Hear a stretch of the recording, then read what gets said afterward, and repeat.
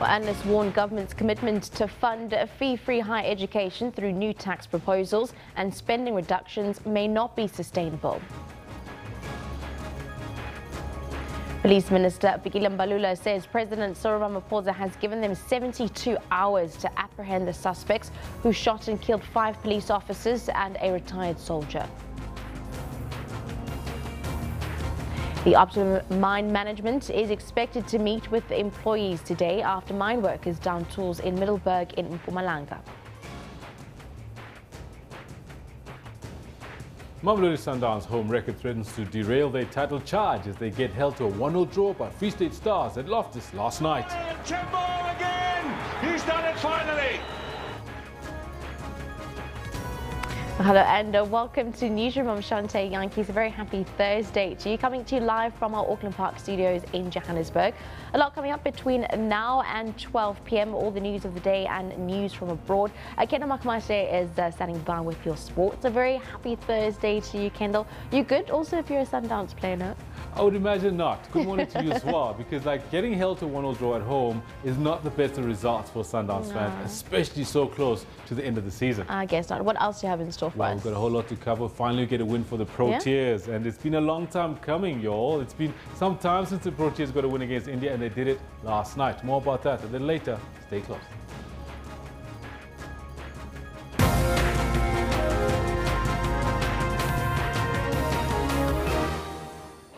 New top story at 9 o'clock. Analysts have warned that government's commitment to fund fee-free higher education through new tax proposals and spending reductions may not be sustainable.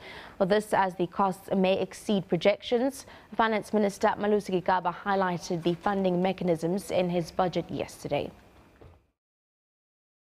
Through these expenditure reductions, the government managed to save 85 billion rands. This has enabled it to make necessary provisions for the recently announced fee-free higher education. The largest reallocations of resources towards government's priorities was on higher education and training, amounting to additional funding of 57 billion rand over the medium term. A large chunk of this year's expenditure of 1.94 trillion rands will go to departments that are key to service delivery. 792 billion rands goes to basic education, 668 billion to health. Social grants will receive 528 billion rands and more than 200 billion each to safety and security and to economic developments.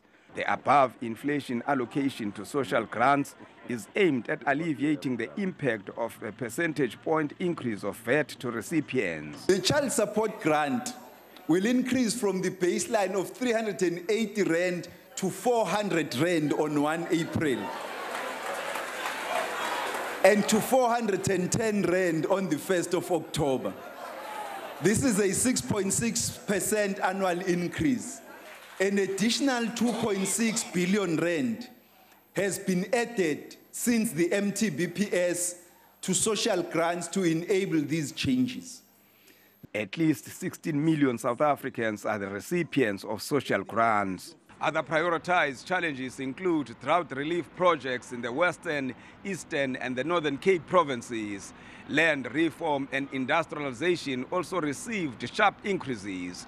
All these allocations are subject to approval by Parliament next week. Manilisi Tubase, SABC News, Parliament. Well, there was mixed reaction from political parties on the budget speech. We are happy as the ANC. We think that the minister has really spread the funds around all priority programs of government, support for free education. We've come to recognize the fact that whilst the ANC has been stealing money over the last number of years, today poor South Africans are going to pay for it. I think that is a very good balancing act insofar as staple food was not increased, insofar as also some increase in the social grants was done, and also increase in the money for for education. The matter around value-added tax is concerned, we are bitterly disappointed. We think that they used it as a soft target because they don't want to upset the private sector. They are worried because if you look at the economic growth rate predicted by the minister, it says 1.5% for the next financial year and about 2.1% for 2020. That is not going to create enough jobs. Well, we do have a new day, it's a new dawn, and it was a very tough budget. And in order to balance that budget, we believe that more could have been done to reduce government expenditure as opposed to increasing VAT of 1% and, of course, the fuel levy. And we also know there's an electricity price increase which will impact the poorest of the poor. We welcome the amount that is given to higher education for the learners whose parents earn below or up to 350,000 for them to enter TVET and universities. Well, Finance Minister Malusi Gigaba tabled his budget speech yesterday, and for the first time in democratic South Africa, value-added tax was raised by 1 percentage point to 15%. COSATU Regional Secretary Tony Einrecht says that they welcome Minister Gigaba's speech, but they say they are disappointed with the VAT increase. He says they are concerned about the increase as it will also affect the poor. We certainly welcome the first budget announcement by the new finance minister, but the budget was uninspiring in relation to the inspirational message that the president had given us. What the president had really done to the nation is to say that we're on a new path, there's a new deal, we've got to deal with things differently and ensure different outcomes. So we're excited about the reaffirmation of making sure that those who were corrupt in the public service, but also those who were corrupt in the private service, are now going to go to jail. I think that will send a clear signal to people. But we've got to make sure that we deal with those things that have a negative impact on people and that are largely still a legacy of apartheid. We haven't put enough funds towards addressing those things in a meaningful way. The new economic model must drive a consumption-based model that's based on domestic demand. And for people to raise domestic demands, we need to put more money in people's pockets. So that's the key thing that we think was missing in this budget. Yeah. We're of course concerned about the revenue side. Raising VAT does not help poor people. If you were going to raise VAT, then we should have staggered it so that the wealthy are paying more VAT on certain of the items that they consume, but poor people should be shielded from that. There's a lot of room in the budget to raise money. The rebates on medical aid, there's 20 billion rand there. We've taken 700 million rand from. So there was a lot of space to claw back some more money that was given to people in the past. What we'd want to see is a move away from the Zuma legacy that we've had in the past. It seems, based on the finance minister's statement, that he still thanks Zuma for this budget. So this is still a Zuma budget. We want to see a budget that's aligned to the promises of Cyril Ramaphosa, something that puts us on a new path. Let's have a look at our poll question that we're asking today on SABC Newsroom. Did the budget speech meet your expectations? With just over 400 votes actually on the dot coming through, 28% of you are saying yes, 72% of you are saying no.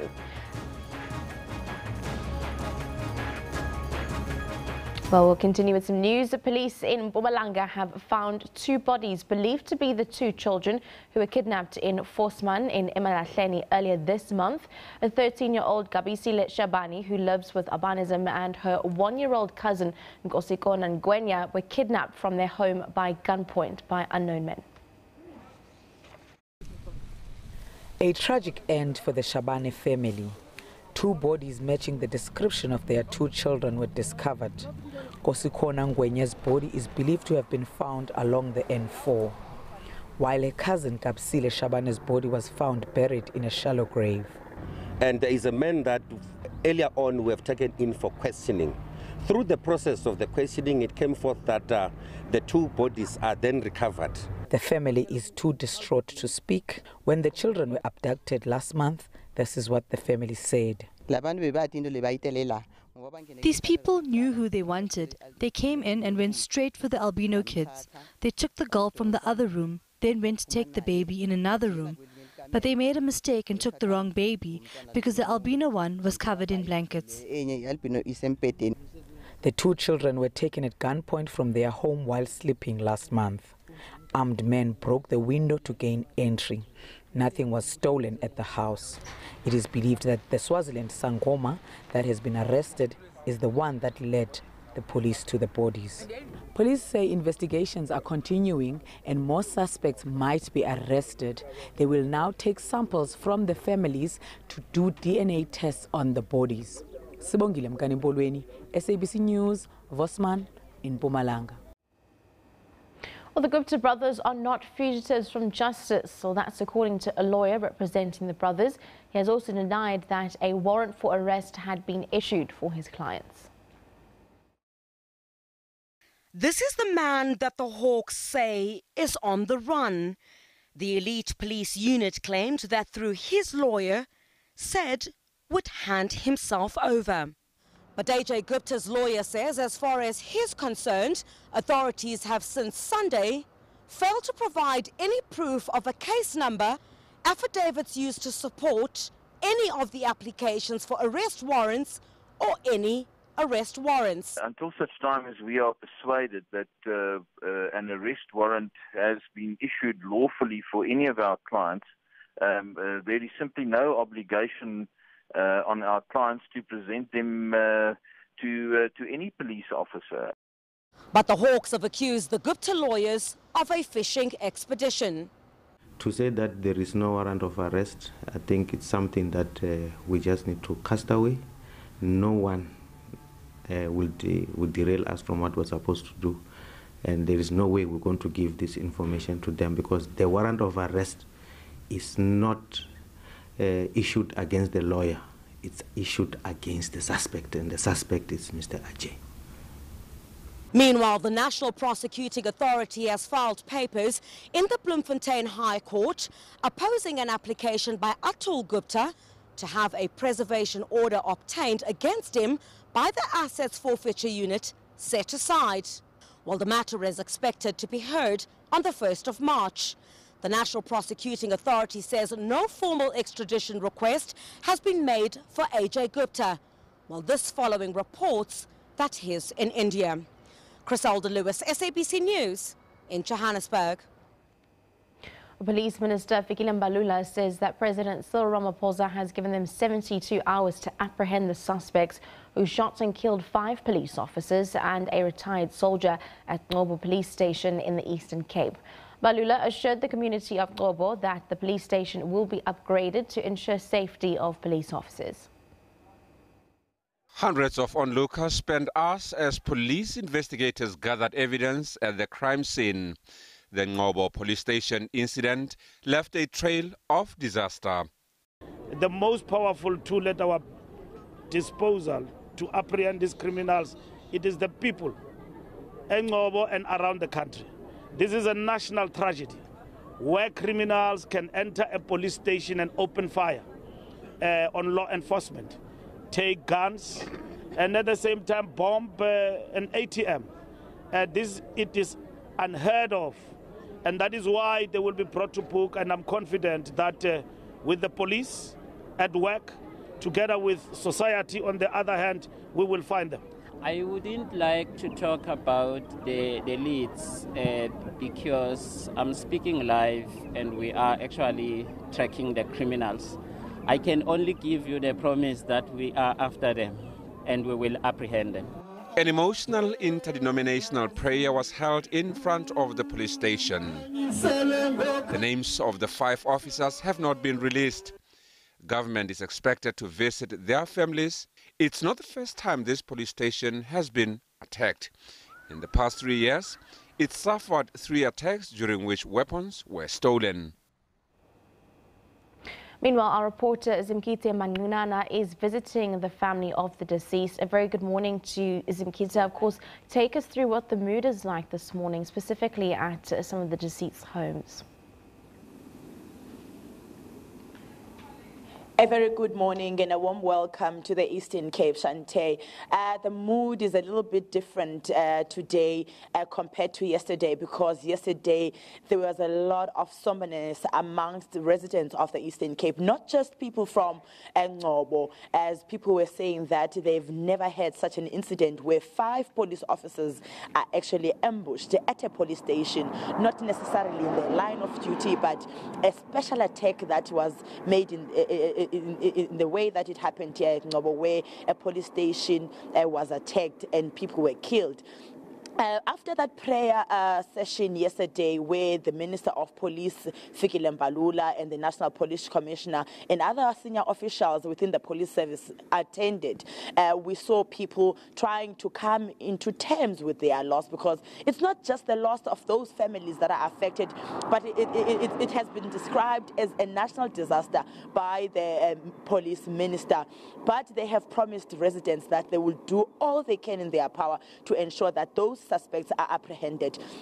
Today, we are expecting senior officials to go and visit some of those family members, and we have been told that the memorial service will be on the 27th of 27th of February, and the date of the funeral has not been released at this stage. The names of those who have been affected will only be released later today once family members have been visited by senior officials of the police service. What I can also tell you that is that the king of Abatembo, because Engcobo falls under Abatembo nations when we talk of traditions and customs, has also said that he will visit the area today, because it's not just the families that are affected. The entire community of the Eastern Cape has been affected by this disaster.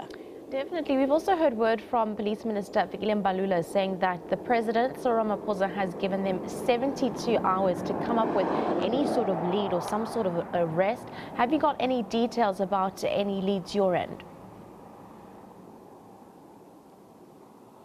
The officials yesterday, especially the National Police Commissioner, said they are not going to give us the details of their investigation, but they are doing all that they can to ensure that they apprehend the suspects. They are on their heels, and because this is not the first time that this incident has happened at that police station, this is the third time now the police station was under attack, but the only difference is that this time 5 police officers were killed. So they are saying that they're picking up all the pieces of evidence that are there to be able to take them somewhere to apprehend those who are involved in the gruesome murder of 5 officials and a 6th person who was outside his house and who saw them fleeing the scene, and they also killed him on the spot. So we are not told whether they know the leads, but they said within those 72 hours that they have been given by President Cyril Ramaphosa, they will ensure that they apprehend the suspects. What I can also mention is that, Shante, this is not the first time a police station has been attacked in the Eastern Cape. Not just Ngobo police station, as it has had its own 3 incidents of attack at Mkanduli, about 100 kilometers from, or more about plus minus 120 kilometers from Ngobo. The police station was attacked 4 times until 3 people were killed, an off-duty police officer and a truck driver that was parked in front of a police station, and also a security guard of a post office in 2006. And firearms and ammunition were also taken in that incident. Even in Tata, Madeira police station was also attacked, and an assortment of firearms and ammunition were taken there. So this is something that is common here in the former Transkei area of the Eastern Cape. But speaking to the Minister of Police yesterday, he said a lot of upgrades and attention needs to be taken into consideration, especially in rural police stations, to ensure that there are surveillance cameras, there are metal detectors, and other sophisticated technology to ensure that they monitor who comes in and who goes out of a police station. Because even in this incident, there were no cameras at the police station, so it's going to be very, very difficult for them to be able to see those alleged criminals who attacked the police station. We were also told that they were covered in balaclavas, but we have got the confirmation from the National Police Commissioner that they are following leads and will make sure that they apprehend them. Nkisa, just before we wrap it up, of course, you have been following the story quite extensively upon all the details that emerged yesterday. What is the general consensus among residents? Are they happy with the way that the police have conducted the situation, or have they alluded that they would possibly want to take the law into their own hands? Residents are not just unhappy, Shante. They say they are fed up. They say they are fed up because it wouldn't have got into this stage where 5 people were killed if in the first incident where the police station was attacked and no one was injured. In 2015, something was done by the Department of Police. They say even the second incident was a wake-up call because one police officer was injured, was shot and killed. So it should have been a wake-up call at that particular time for the police ministry to do something. And they are saying that this is the last time, this is the last chance that they are giving government to respond and intervene in this incident. But they have not said they will take the law into their own hands. They still have confidence. And I think what was of a relief to them yesterday was because in the morning they were making calls that they want the police minister to visit the area. They want him to tell them what he is going to do following the incident. So after he arrived around 3 p.m., we saw them so happy, so jubilant. And when he was addressing them, they were so happy with the commitments that he made. And they will give him time now and his ministry to interact with them on different occasions, and they are saying that they want to see change in the police station, they want it upgraded. So I think it's a matter of waiting and see whether what Minister Fikile Mbalula promised yesterday in front of the hundreds of residents who were waiting for more than 8 hours for him to arrive, whether or not he is going to fulfill those promises of upgrading Engcobo police station and other rural police stations in the Eastern Cape that have become targets of criminals. Thank you very much. Let's leave it there for SABC News. Sankita from the Eastern Cape in Ngobo, giving us the essential mood that has been taking place in Ngobo upon the police killings and the attacks there, and also the word there from Fikile Mbalula, police minister, saying that President Cyril Ramaphosa has given the police 72 hours to at least come up with some sort of leads or a possible arrest. Well, moving on, Optimum mine workers have downed tools in Middelburg in Mpumalanga. The workers want clarity regarding the future of the coal mine, which is owned by the Gupta family. And they are worried that they won't get paid on Friday because of the withdrawal of the Bank of Baroda. The mine is reported to be experiencing financial troubles. Well, workers want government to take over the mine after reports that the owners, the Gupta family, have left the country. Well, some service providers said that they have not been paid since November. The company refused to comment. The mine management is expected to meet with employees today. Well, mitigating and aggravating factors prior to the sentencing of a pastor found guilty of spraying congregants with the Doom insecticide are expected to be heard in the Mokopong Magistrates Court in Limpopo today. Well, Pastor Letebo Rabalago has been convicted on 8 charges. 5 are for assault with intent to cause grievous bodily harm, and the rest for contravention of Act prohibiting the unlawful use of agricultural remedies. Well, the state is calling for a prison sentence. Rabalago is out on a warning pending his sentence. Well, the training and vetting of police came under the spotlight at the Murane Commission of Inquiry investigating political killings in KZN. The commissioner continues today. The commission focused on the training and recruitment processes at the South African Police Services. Questions were raised about the experience of those assigned to investigate sensitive cases. Previously, the commission had that those probing political killings were junior and lacked proper training, resulting in bungled cases and suspects set free. But SABC denied these allegations. Profile of Umlazi. Currently, with the resolving of crime course, we are having 70 members, of which 47 members have been trained with the resolving of crime courses, of which the 23 members that are not yet being trained with the resolving of crime courses, they've been trained with the basic investigation course. But the commission hit back, saying some of those employed in the service had criminal records, mentioning one brigadier, Maurice Shabalala. When his fingerprints were taken, it was discovered that he's actually supposed to be serving time in prison.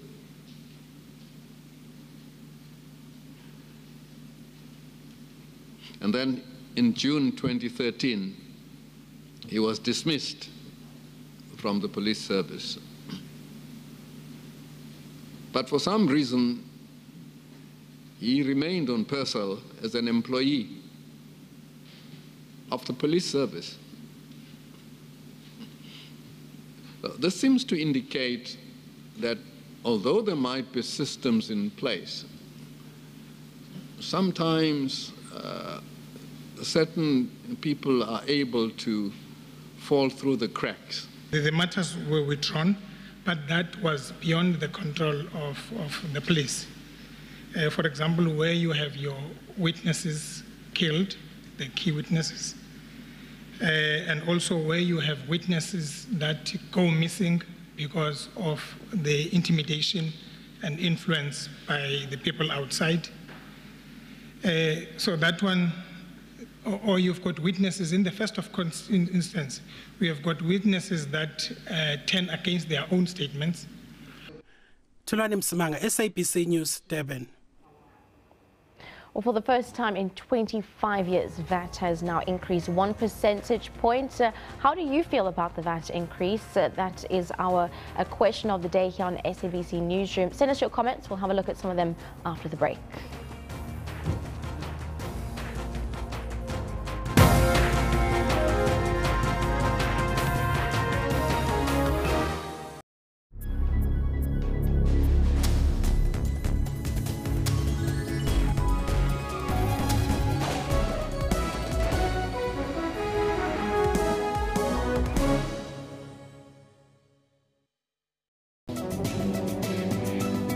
Welcome to Media Monitor, the show that analyzes the big news stories that made headlines.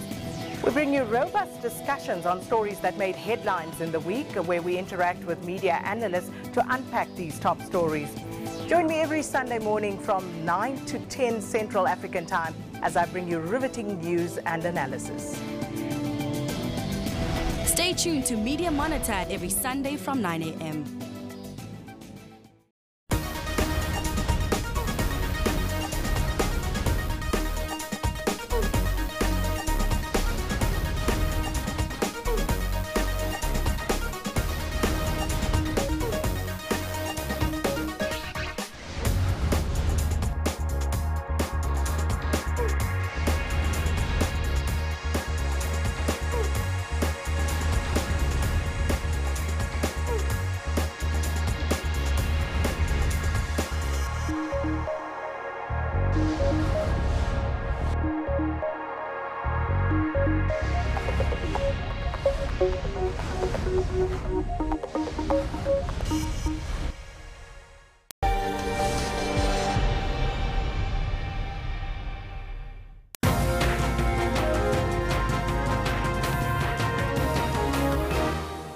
Welcome back to SABC Newsroom. Well, we have been asking you, how do you feel about the VAT increase? Of course, it has increased for the first time in 25 years from 14% to 15%.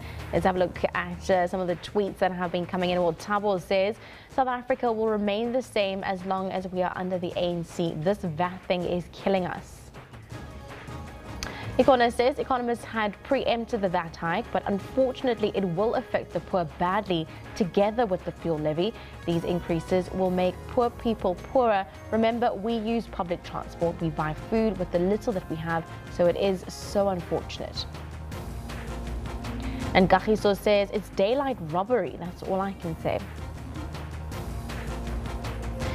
No one seems to be happy about that 15%. Our poll question for today is, did the budget speech meet your expectations? Well, we do know that the VAT increase was mentioned, as well as changes and reallocation of budget for a fee-free higher education. Let's have a look at over 420 votes that are coming in. 71% of you are saying no, 29% of you are saying yes. In your tweets this morning, behind those numbers, let's have a look at the comments that have been coming through in reaction. Nakasa says 15% VAT increase is a clear indication that we South Africans are paying back the money stolen by the ministers, Mr. Zuma and the Guptas. Zaba says, now I can see that the poor will remain poor and the Guptas and Jacob Zuma will remain the richest. South Africa under leadership of the ANC is not a good place to be. And Liata says it's becoming more difficult for the poor.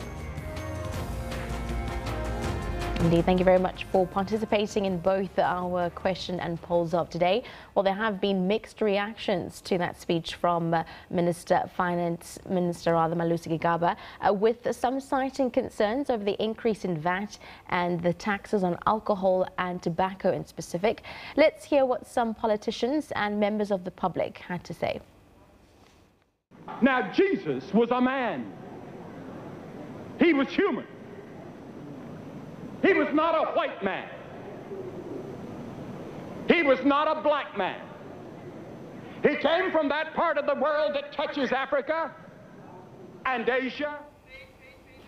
We apologise for the wrong clip. Of course, that was the passing of Graham, who unfortunately passed a couple of days ago at 99, and he was laid to rest at his home in Montreat in North Carolina. Let's have a look at our newspapers of the day and what is making headlines on the continent. We'll start off here in South Africa. Well, the Sowetan reports that Finance Minister Malusi Gigaba has announced an increase of that 1 percentage point in the value-added tax rate in the 2018 budget, raising it, if you didn't know, to 15% in the first adjustment to tax on goods and services under the ANC government. We're moving to Nigeria. The Daily Trust says 94 students are still missing following an attack by suspected Boko Haram members on government girls' secondary school Damachi in Yobe State on Monday. And finally, in Zimbabwe, the Chronicle reports that the revival of big industries in the mining, agriculture and manufacturing sectors are on top of government's agenda as the nation seeks to transform the economy and create jobs for Zimbabweans. Let's have a look at what you can expect coming up after the break.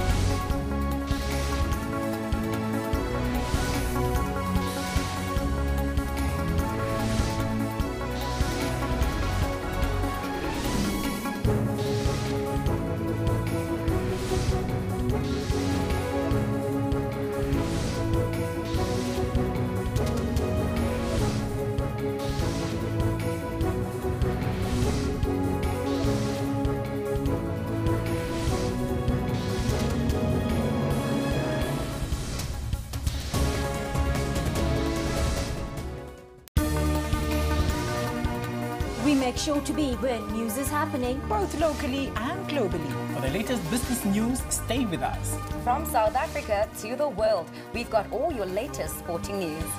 Don't miss our weather updates every hour. Stay tuned to News Today, Monday to Friday, from 3 to 5:30 p.m. here on SABC News.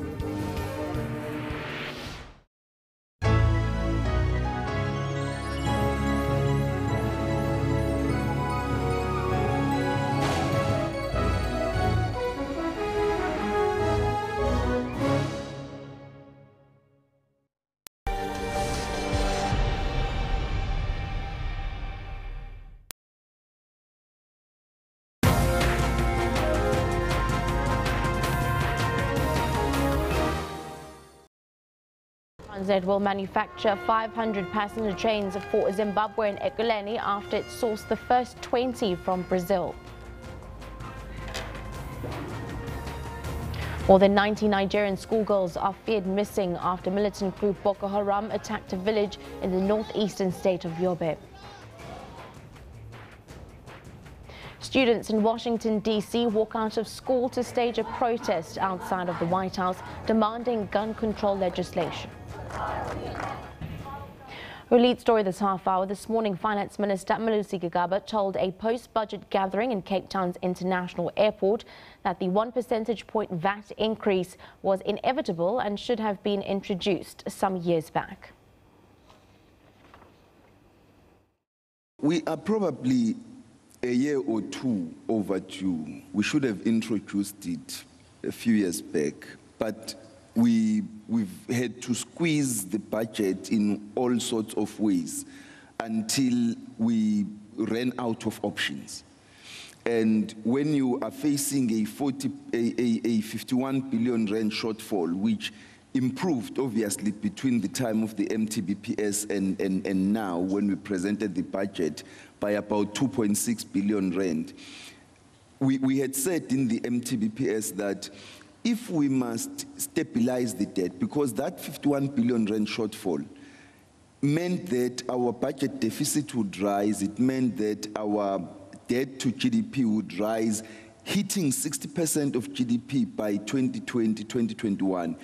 What it would have meant if we allowed it to do that, let alone that we would obviously be downgraded by all the ratings agencies, but it would have meant that the fastest rising item of the budget would be debt service costs and servicing the interest on our debt.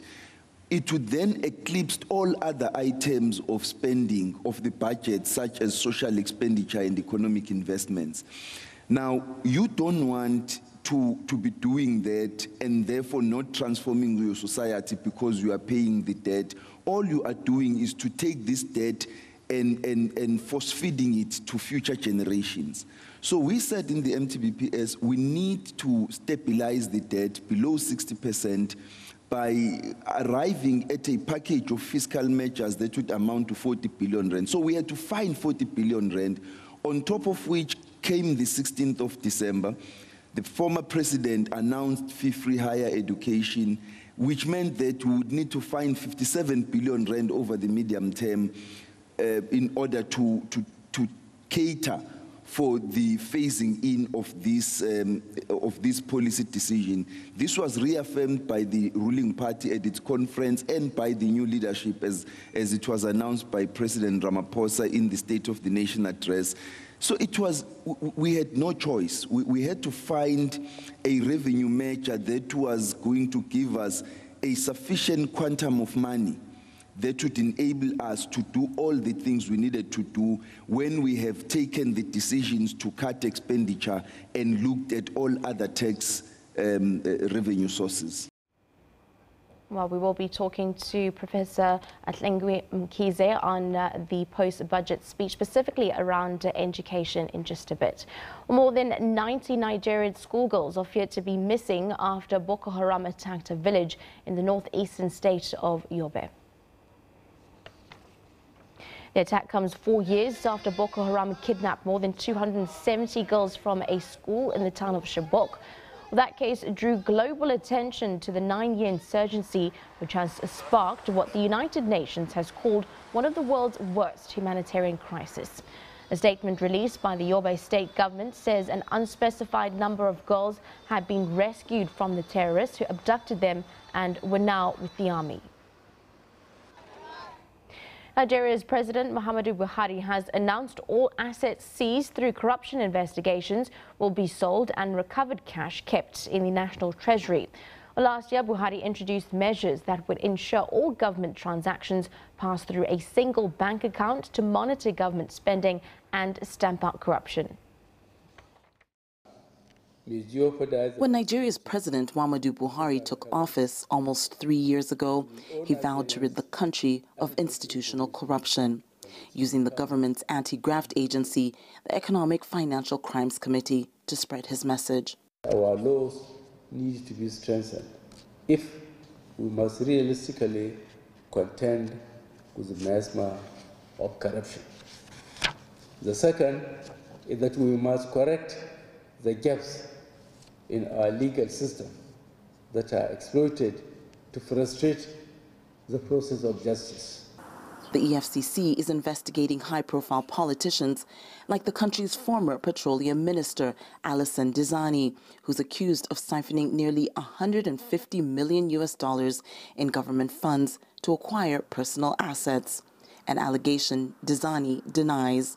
In 2016, the EFCC suspended 7 senior judges and recovered over 13 million rand in cash and assets. In April 2017, 52 million rand linked to a security official was discovered hidden in an affluent suburb following an anonymous tip. all assets Buhari says should now be sold off and used to bolster the national treasury. Analysts say the success of the anti-corruption campaign is based on a whistleblower policy that rewards those who report mismanagement within government institutions. There's been a lot of effort, especially the whistleblowing policy in terms of, I think that has probably yielded the best results from the whole anti-corruption battle. And we are optimistic. But while Buhari's message on corruption is being lauded, it's also being criticized in some circles as a witch hunt, with the president picking which government official will be investigated or spared. Even the EFCC itself going through a shakeup after 58 trillion rand went missing. At the 30th ordinary session of the Assembly of Head of State and Government at the African Union earlier this year, corruption was selected as a theme at the annual meeting. Buhari was handpicked by fellow leaders on the continent to lead the war on graft, an endorsement that has formally recognized his reputation as a key figure in fighting rampant government looting, and the hope that leaders in Africa will follow suit. Sophia Dengo for SABC News, Abuja, Nigeria.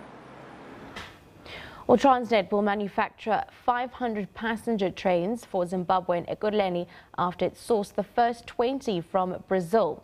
Zimbabwe President Emmerson Mnangagwa and Transport Minister Joe Masawangani unveiled a 4.6 billion rand revitalization project between Transnet and the National Railways of Zimbabwe in Bulawayo today.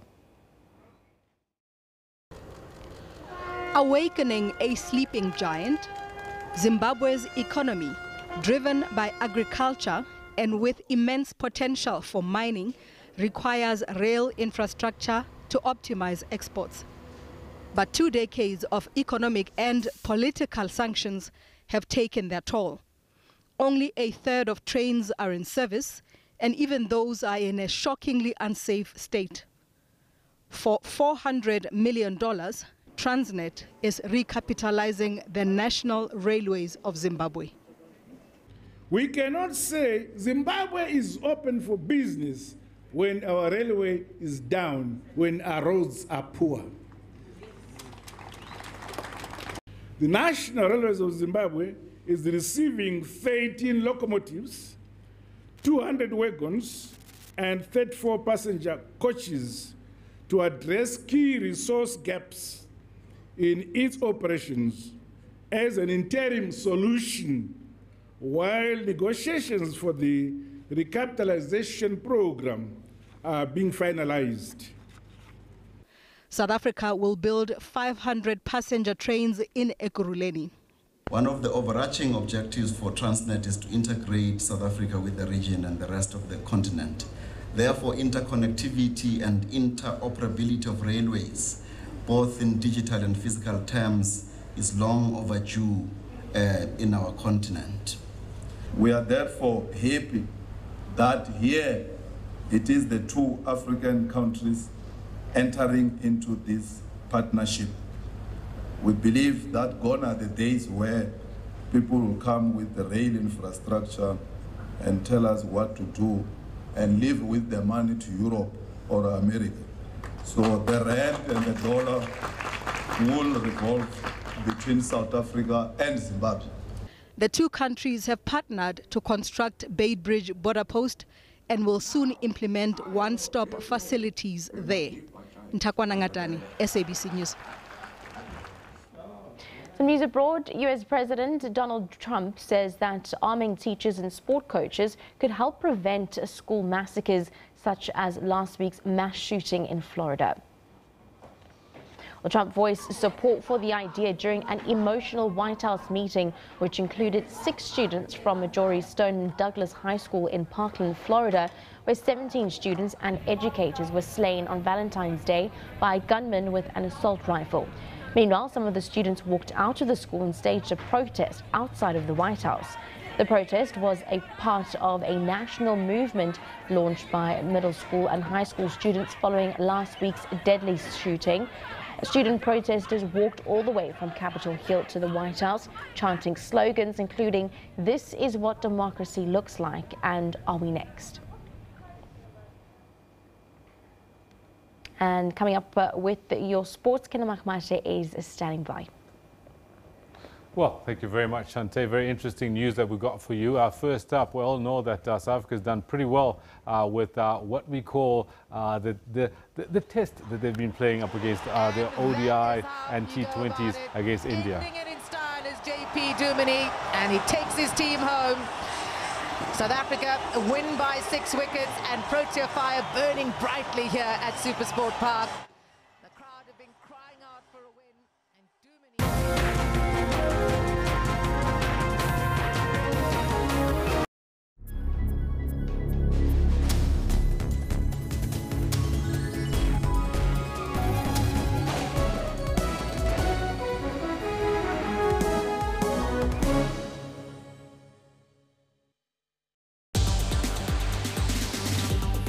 Technology is used for both positive and negative.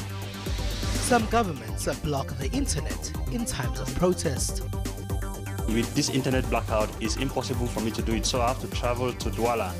This act is a true violation of the rights of citizens.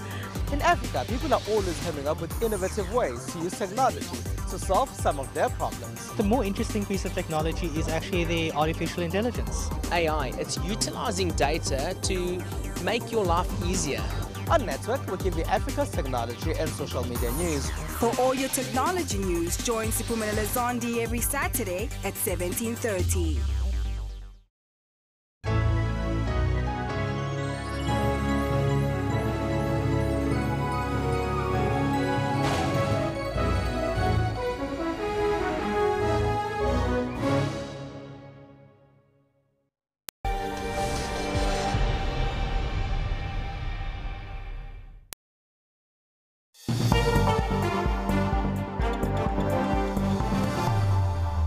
Well, there you have it. Just before the break, you saw a little bit of a teaser of this really great win by the Proteas over India. Now, JP Duminy played the captain's innings in the second T20, scoring 64 from 40 balls to guide the Proteas to a 6-wicket victory over India at SuperSport Park in Centurion. With the win, South Africa has levelled the 3-match T20 series 1-1. With the deciding match set to be played at Newlands in Cape Town this coming Saturday. Let's take a look at the highlights from that match. Well, there's another big appeal, and he's also got the finger first delivery. Well, he's got underneath that. It's actually almost scooped it. beautifully bowled. Getting the edge. What a wicket. This is a big, big moment. Wow. That is massive.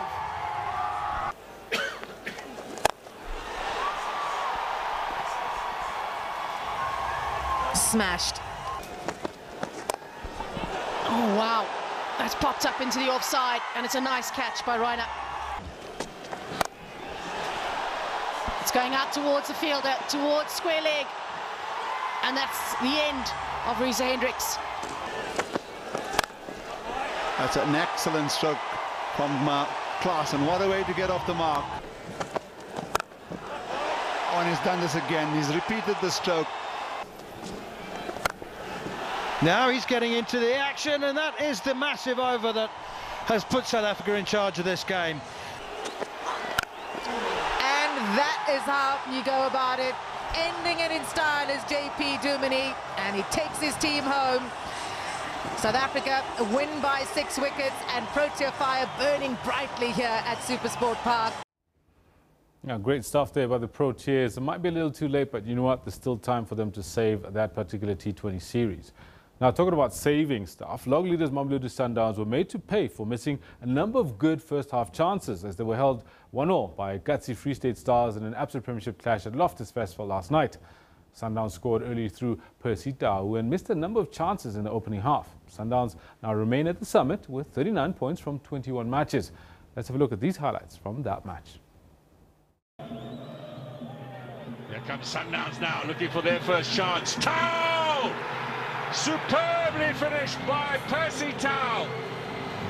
Here's Tau. Blocking! Great save! PSL. Little chance here again for Chilumbu now, surely, and Tembo again. He's done it finally. He had a right-footed chance and then a left-footed chance, and he stuck it in the back of the net. Vilakazi wants the return ball. Vilakazi! Was he brought down? Is that a penalty? What's the referee say? He's not interested. It's taken quickly. But how does it become a corner? Final whistle. It doesn't count anyway. It's all over here. And it's ended in a 1-1 draw. Well, there you have it. Mamelodi Sundowns have been doing a little poorly at home of late. I mean, I think they've lost 6 matches and 5 of them happening at Loftus and at home. Will Mamelodi Sundowns' poor home record become a stumbling block in their title challenge? That's the question we've got for you today. I do know some of you have been interacting already with us on this matter. Let's see what's being said. Kwaitile says it's going to be very tight. Sundowns have not won it yet. Absolutely. There are 9 matches to go. Still some time to go. Let's see who gets to do it. Ditiro says most definitely. Chiefs seem to be on a roll. Downs will see the trophy, but with binoculars. Oof. Charamba says it definitely will. These guys lack the zeal and hunger of a team that really wants to win anything. There's need for a change of attitude in their approach with regards to home games. So Charamba Desire reckons, yeah, there's a stumbling block in their way. Jacob Paradise reckons, can someone explain why was Coach Musimane not on the bench last night? He's been red carded, I'll tell you that, Jacob. And why is our captain not playing too? Masandawana, hashtag Sundowns. Yes, Peter Musimane was asked not to be in the field of play or anywhere near the bench before that match. That's where we're going to leave it for now with the sports. We'll be back with a whole lot more a little later. Make sure you stay with us because Azwitagazi Tuwani has got the weather.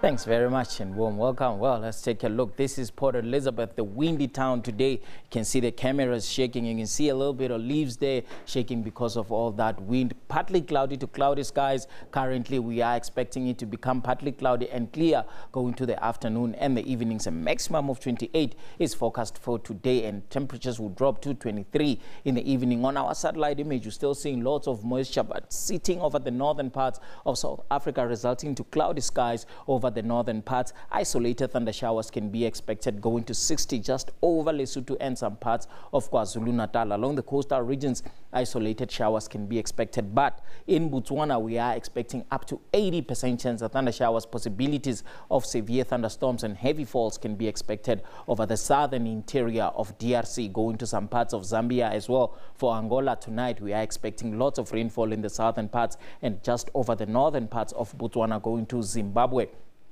Up to 80% chance of thunder showers are expected. Over South Africa, isolated over most parts for tomorrow, and Western Cape, 30% chance of showers can be expected. Your temperatures will be at 30 degrees in Bloemfontein and 26 in Pretoria. Bulugwane sitting at 24. Sunny skies expected over the city of Cape Town at 33 degrees. Durban, you are at 28. Extremely hot conditions in Uppington, a maximum of 38 is forecast for today, and very hot conditions expected over the interior of Western Cape. Going to Botswana, we're seeing 27 in Sirowe, 25 for Harare. Isolated to scattered thunder showers over most parts. Maputo at 29 degrees, just partly cloudy skies. If you will be in Windhoek, a maximum of 32, just partly cloudy skies expected for today. Over Madagascar, we are expecting similar conditions. Isolated thunder showers over most parts. We're seeing Antananarivo and maximum of 26. Coming back to the interior, we are expecting hot temperatures. Now we go deeper into the islands. Tropical cyclone Gita looking beautiful on a satellite image, but when it makes landfall, well, this is the disaster that it brought in New Zealand, and this can be expected when we always expect a tropical cyclone. Tropical cyclones are getting more severe, and some saying that we should maybe have a category 6. This was a category 5 in some stages, so extremely devastated New Zealand. Kilimanjaro at 34 and 27 for Lilongwe. Nairobi sitting at a maximum of 28 degrees. Moving to the western sides, we're still expecting isolated to scattered thunder showers for today. Bangui at a maximum of 38 degrees. Going to the northern parts, the Sahara Desert, we're still expecting clear skies over the interior, but some moisture starting to stretch over the interior of most countries like Nigeria. We are expecting partly cloudy skies to 30% chance of thunder showers for today and tomorrow. We're still expecting similar conditions. Going to the interior Nigeria, isolated to scattered. And your temperatures in these regions extremely hot in Khartoum at 41.19 for Addis Ababa, and drizzle is expected. But the northern parts, the coastal regions, we are expecting cold temperatures. Damascus at 16 degrees and 16 for Tehran. If you will be in Baghdad, a maximum of 24 is forecast. Going to Makkah, a maximum of 33. Again, over the coastal regions, we're seeing a maximum of 12 degrees in Algiers and 13 for Tunis, 21 for Marrakech. And over the southern parts, Niamey at 41, Nigeria, Lagos at a maximum of 32, up to 60% chance of showers. That is all. Ndao Yendo.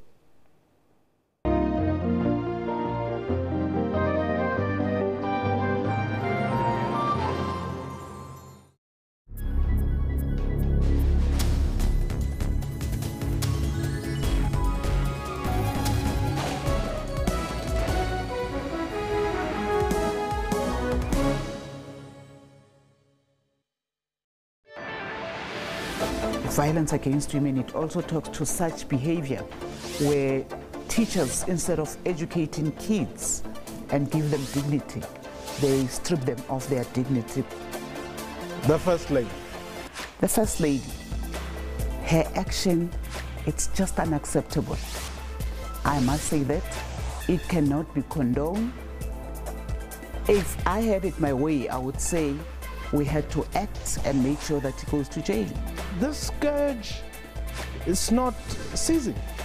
The angry people, the intolerant, it's so huge. So then the scourge finds itself within that particular environment. You cannot say that it's a standalone. It's influenced by social ills, economic challenges. Join me in Port Sedu live every Monday to Thursday at 17:30. Special assignment. Crime keeps the society in terror and pain. Why so? If someone phones me, this phones me, tells me, okay, look, you need a silver, and I get you all driving, I'll take it. What pushes normal people to be so hard, heartless, and brutally kill one another? The other side of it could be more for their own psychological need. It might be part of a sexual fantasy that they have. It could be about power and control. After proper investigation is followed, the perpetrator gets arrested. It's part of a massive process. And ultimately, the appearance, I think justice is served. Emotional scars remain. We would pay any price to get him back, and the sad reality is that it's gone. Special assignment. We unravel the truth every Sunday at 21:30. Special assignment. Crime keeps the society in terror and pain. Why so? If someone phones me, this phones me, tells me, okay, look, you need a silver, and I get you all driving, I'll take it. What pushes normal people to be so hard, heartless, and brutally kill one another? The other side of it could be more for their own psychological need. It might be part of a sexual fantasy that they have. It could be about power and control. After proper investigation is followed, the perpetrator gets arrested. It's part of a massive process. And ultimately, the appearance, I think justice is served. Emotional scars remain. We would pay any price to get him back, and the sad reality is that it's gone. Special assignment. We unravel the truth every Sunday at 21:30.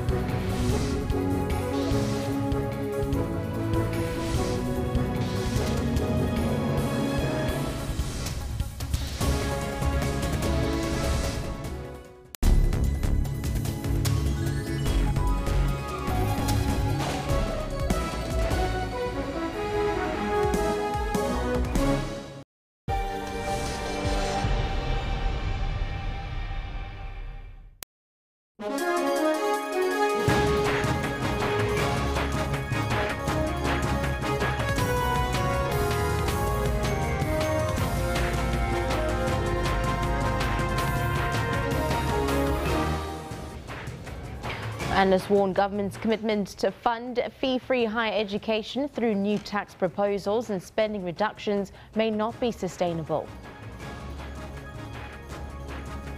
Police Minister Fikile Mbalula says President Cyril Ramaphosa has given them 72 hours to apprehend the suspects who shot and killed 5 police officers and a retired soldier. The Optimum Mine Management is expected to meet with employees today after mine workers downed tools in Middelburg in Mpumalanga. And Mamelodi Sundowns' home record threatens to derail their title charge as they get held to a 1-1 draw by Free State Stars at Loftus last night. Now surely and Timbo again! He's done it finally! Hello and welcome to Newsroom. I'm Shante Yankees coming to you live from our Auckland Park studios in Johannesburg. Thank you very much for joining us. A lot coming up between now and 12 p.m. Of course, Kendo Makamate is also standing by with all your sporting highlights this Thursday morning. Very good morning to you, Kendo. You good? What are we expecting sport-wise? Well, good morning to you. In fact, I'd say good morning to all cricket fans out there because they're all ecstatic about the fact that the Proteas have finally got one over the Indians. Yeah, just a little bit. Time. Yeah. Yeah, no, it's been some time coming, Shante. I tell you what, after we lost that last test, we didn't think it would get so bad. But more about that a little later. Do stay with us.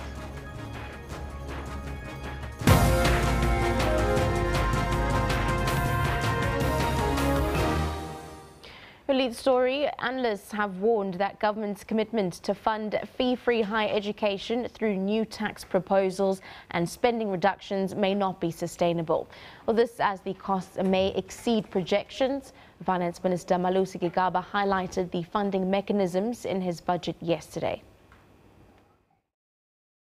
Through these expenditure reductions, the government managed to save 85 billion rands. This has enabled it to make necessary provisions for the recently announced fee-free higher education. The largest reallocations of resources towards government's priorities was on higher education and training, amounting to additional funding of 57 billion rand over the medium term. A large chunk of this year's expenditure of 1.94 trillion rands will go to departments that are key to service delivery.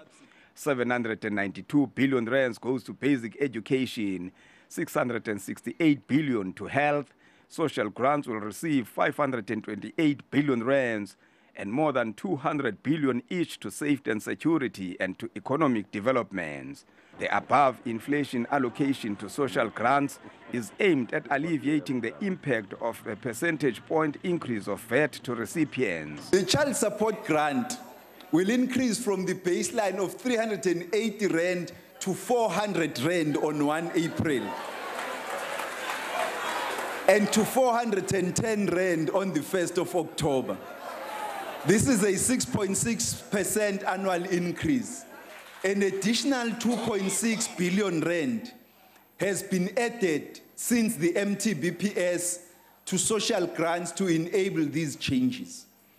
At least 16 million South Africans are the recipients of social grants. Other prioritized challenges include drought relief projects in the Western, Eastern and the Northern Cape provinces. Land reform and industrialization also received sharp increases. All these allocations are subject to approval by Parliament next week. Manilisi Tubase, SABC News, Parliament. Well, South Africans will now have to dig deeper into their pockets to fill a revenue shortfall in order to fund a fee-free higher education. Finance Minister Malusi Gigaba announced this yesterday during his national budget speech in Parliament. Well, late last year, former President Jacob Zuma made the change in higher education policy, announcing that tertiary education would be free in public institutions for students from poor and low-income earning families. An increase in value-added tax, fuel levy and a higher estate duty tax are just some of the things that South Africans will be facing from this year. From our Parliament studios, we have the Minister of Higher Education, Professor Tlengiwe Mkhize. A very good morning to you, Professor Minister. Thank you very much for joining us this morning. As Minister of the Higher Education Department, what essentially is your reaction to the budget allocation from the Finance Minister's budget speech?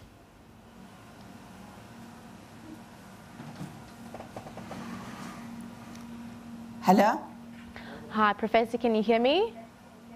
Yes, hello. All right, essentially, very good morning to you. Thank you very much for joining us here on the SABC Newsroom. As Minister of Higher Education, what is your initial reaction to the Finance Minister's budget speech, in specific with the allocation of funds to education?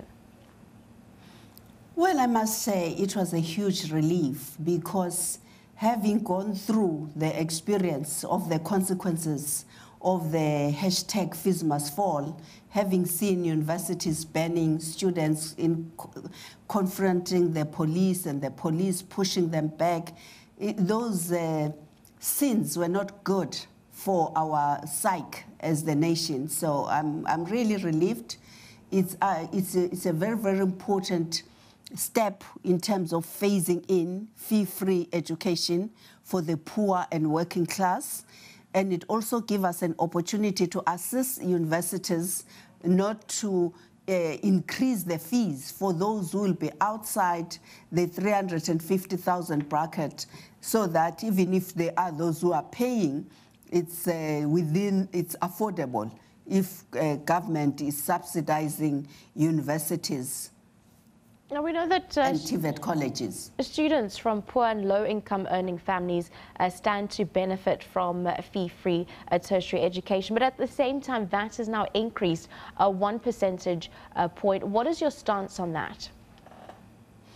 You know, there has been all sorts of reaction, but I do believe that if you look at the overall, the budget protected the poorest of the poor all the way through. Because even the VAT that was introduced, it was looking at luxury goods, which I still think it somehow cushioned those who are ever consuming the basics, what they need to survive, as against the luxuries like tobaccos, alcohol, and so on. Now, a significant number of students come from families that do rely heavily on social grants. How far is the increase in social grants going to cushion some of the struggling families?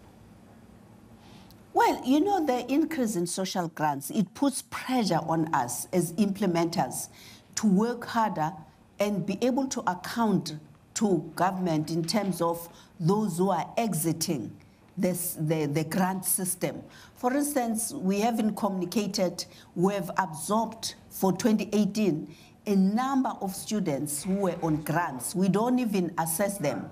They are just automatically given NSFAS fund. So it means there's an exit point ultimately out of the grants.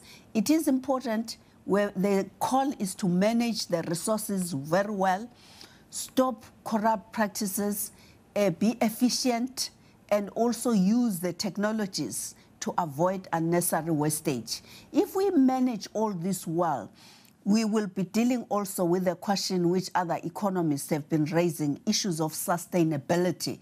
Can government sustain this? I want to say yes, if we manage what we have properly, and it's benefiting those, the target individuals, they will come out of the system as soon as possible, and gradually the fiscus will be relieved. Now, we do know that 57 billion rand, if I'm not mistaken, has been allocated for this year for higher tertiary education. However, speaking to WITS SRC president yesterday evening, he said that this necessarily is not enough. It doesn't take into account textbooks. It doesn't take into account accommodation for students. Your views on this? Well, in terms of our policies, we have crunched the numbers of students who will take for this year, estimating them to be around 208, going by the dates by when they applied. They met all the criteria, academic criteria, and application dates. And so what is unique about this policy, which we call fee-free, is really for the first time where we spell out the study material, where we spell out accommodation, where we spell out transport fees. So our students have a huge responsibility to get in those institutions, settle in, work hard, so as to ensure that they don't fail, because we might come up with policies and say, if you fail, what was a bursary will be converted into a loan. We might keep you in the system, but it will become a loan. So I hope they will cooperate. I'm at UCT this afternoon with the student structures. I really am engaging them as openly as possible. That is time to settle in and to give their best and to succeed and be able to be placed in a workplace and continue and influence the direction the economy of the country will be going. We're just going to have to wait and see if it is going to be enough. Your view on some analysts critiquing the budget and the sustainability about some of the reallocations that have been made specifically towards education, that over the years it might not be a viable and sustainable process? You know, I fully agree with that question. And that's the question I've been raising since December when this announcement was made. And I've been saying we have to be creative and innovative and look at partnerships. Remember the NDP, the National Development Plan, Vision 2030. Its strength is on partnership between business, government, and other social partners. For instance, in the area of education, when we talk about skills for the future, we are talking about skills that are needed by our markets, that are required by specific sectors. So we need deeper conversations so that engineering companies, they don't continue with their bits and pieces of bursary schemes, but we look at what we require for the next 10 years and we consolidate, we put our resources together so that we see impact as a collective. If we don't do that, if we don't work within partnerships, the allocations from fiscals would reach a point where it's not sustainable. You cannot keep on expanding. With the students, I will be engaging them in terms of saying, what's their take? Are they committed to contribute back to NSFAS in one way or another? You know, would they be open to a graduating tax of some kind? I think it's all, each and every sector, each and every department has to take a deep breath and look at how we make sure that through the partnerships, what we're doing is sustainable. And I don't want us to look at one angle. That's the state side only. I really think within our sectors, we have to have meaningful conversations and ensure that we assist as much as possible going forward in ensuring that the gains made are not lost because of lack of innovation and a vision. You know, now there are offerings online. We haven't explored the whole e-commerce, which is in our house as I'm talking now. It's unstoppable. The future is digital. So those are all opportunities, if explored by our institutions, they can gradually reduce the cost of higher education. Definitely. Thank you very much for joining us this morning. That was Minister of Higher Education, Professor Hlengiwe Mkhize, of course, speaking a post-budget speech and what that means for the Department of Higher Education going forward, as well as the challenges and the sustainability. Moving on, employees of the Optimum coal mine, the Gupta-owned mine, and residents of Emalahleni are expected to march to the mine to hand over a memorandum. Apparently, some employees and service providers haven't been paid since November. The employees want government to take over the mine. Well, the mine is reported to be experiencing financial troubles. Workers want government to take over the mine after reports that the owners, the Gupta family, has left the country. Well, some service providers are said to have not been paid since November. The company refused to comment. The mine management is expected to meet with employees today. Well, for more on this, we cross to SABC reporter Sibongile Mkani-Mpolweni, who is in Middelburg. Very good morning to you, Sibongile. Just take us through some of the plight of the mine workers, and can you in fact confirm those reports coming through that some haven't been paid as late as November last year? Good morning. Yes, we are right outside the mine, surrounded by workers who had just delivered their memorandum to the management here at the Optimum mine. The management has said they will come back to them shortly with the answers that they are demanding. I have with me Ubabu Richard, who is the secretary of NUM, which is the union representing the miners here at the mine. He will tell us further about the challenges that they are facing. Babu Richard, what are your complaints? What is happening at the mine currently? The situation is very frustrating at the mine. The reason for that is that this company, the Guptas are unable to run this company. Why? Because they don't have banking facilities. As you might be aware, ma'am, that as of end of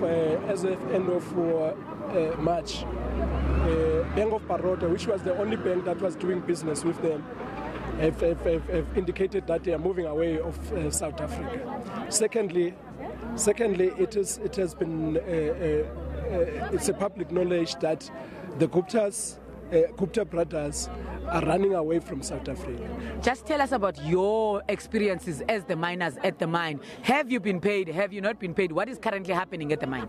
We have been paid, that is the permanent workers, but we've got contractors that are not paid. Some of them were last paid last year, October, and there are employees that needs to be paid by these contractors. So those people have been suffering severely.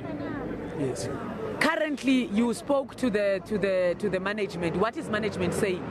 Management have just told us that they have taken our memorandum, they're still going to look at it, and they will come and respond. But we have made it clear to them that we're not going to move here or disappear here up until we get positive answers, because they have been running around not telling us anything. Yesterday, we were told that the CEO of the company was going to meet you today at 6 a.m. Has that meeting happened? No, that meeting hasn't happened. The CEO was yesterday in Johannesburg. We were told that it's in Johannesburg to go and sort salary issues. We're not sure how did that go. We'll hear from him when he comes back. But what we have told him that if we are not getting paid tomorrow, because we're supposed to be paid tomorrow, if we are not getting paid tomorrow, then that will be a problem. You also spoke in the list of grievances in your memorandum. You also spoke about the allegations that the mine was being sold through the back door. Just tell us more about that and DMR's role. Yes, ma'am. What we are seeing in this whole thing of a sale of the mine, there's no truth in that. Why? Because DMR was here 2 weeks ago. And then when we asked DMR, is there any Section 11 that has been sent to you by the company?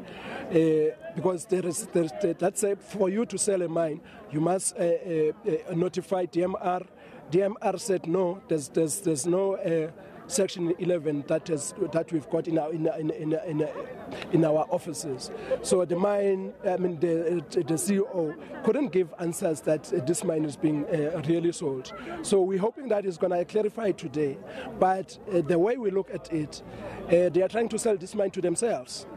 That is, if this King Charles is there, it's just fronting. There's nothing else. Lastly, if you don't get the answers that you require today, are you still continuing with the mass action and downing tools? Yes, that's definitely. If the management is not giving us any answers, of which it is clear, you could see how stressed he was. We can see that he's not going to be able to respond. But we're still going to embark on the strike. Thank you. That was Richard. He's representing NUM members at the mine, which hold a large number here at the Optimum mine in Middelburg. Workers are calling on government to also come and intervene. Minister of Minerals and Resources, Minister Mosebenzi Zwane, to also intervene and help them get answers, or even try and let government take over the mine so that their future is assured that they will continue with employment here. With that, it's back to you in studio. Thank you very much for that, Mangile, for SABC News there in Mpumalanga, with the plight there from the miners coming in from Optimum Mine. Claims there that they haven't been paid since November. We will be keeping you updated on that. Well, Police Minister Fikile Mbalula says that President Cyril Ramaphosa has given them 72 hours to apprehend the suspects who shot and killed 5 police officers and a retired soldier at the Scopa police station in the Eastern Cape. Mbalula assured the community of Scopa that the police station will be upgraded to ensure safety of police officers. Hundreds of onlookers spent hours as police investigators gathered evidence at the crime scene. The Scopa police station incident left a trail of disaster. The most powerful tool at our disposal to apprehend these criminals, it is the people in Scopa and around the country. This is a national tragedy where criminals can enter a police station and open fire on law enforcement, take guns, and at the same time bomb an ATM. It is unheard of, and that is why they will be brought to book. And I'm confident that with the police at work, together with society on the other hand, we will find them. I wouldn't like to talk about the leads because I'm speaking live and we are actually tracking the criminals. I can only give you the promise that we are after them and we will apprehend them. An emotional interdenominational prayer was held in front of the police station. The names of the 5 officers have not been released. Government is expected to visit their families. It's not the first time this police station has been attacked. In the past 3 years, it suffered 3 attacks during which weapons were stolen. Meanwhile, our reporter Zimkite Manana is visiting the family of the deceased. We'll cross over to the Eastern Cape now, where Zimkite is standing by. She has been giving us all the updates with regards to the family, the mood, the community, as well as the general consensus on any leads around that police attack killing in the Eastern Cape. Over to you, Zimkite.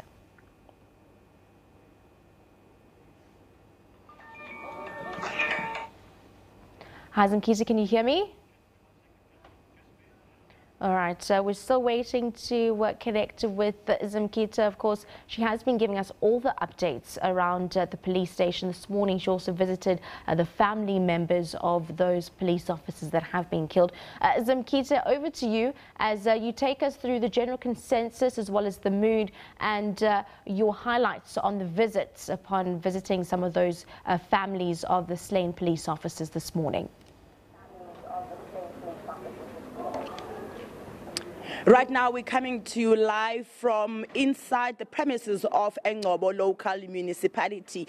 As you know, that each and every stakeholder of government is deeply affected by the incident that took place here at Scopa, where 5 police officers were gunned down by unknown gunmen who attacked the police station, and the 6th person who was shot next to his house. But now we're going to speak to ordinary people here who are going to tell us how they feel a day after the incident. Yesterday, we saw them in their numbers at High Street, just opposite the police station, waiting for Minister Fikile Mbalula to address them. And he made some promises that some upgrades would be conducted at the police station to bring it into a standard that is acceptable and has safety measures to protect those who work in it. Tata ungumhlali wase kwakumanzana akho umuntu uswelekileyo kwilali yakho, kodwa ke njengamhlali walapha eNgcobo niziva njani sesisele emveni kokuba seyilusuku ngoku senzekile? No, we feel very, very sorry about this. We as citizens of Scopa, this is not the first time this police station was attacked by these criminals. In fact, inside, the station commander said that they had this thing happening around between 11 and 12 on Tuesday. And then the indication that it was caused by the crossfire happening in the police station. And then they saw that there is sort of undeclared war happening in the station. Okay. Now that Minister Fikile Mbalula was here yesterday, and he made some promises that the police station will have surveillance cameras, metal detectors, do you have hopes that those promises are going to be fulfilled? Yes, we trust our government. The promises, in fact, especially when during this period of Fikile Mbalula, we saw when he was fighting crime in Western Cape, attempting to stop the crime that is happening in Western Cape. We believe that here in Ngcobo he is going to make a change here. And the criminals, he promised us that also the criminals who did this thing soon, within 3 days, they will be arrested. Okay, thank you very much for your time. While we're going to move on with those reactions from locals, now I'm going to speak to someone from the taxi industry, because this is an industry that is from time to time linked to some incidents.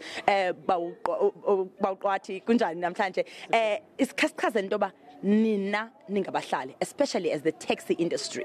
What support are you giving to government after this incident?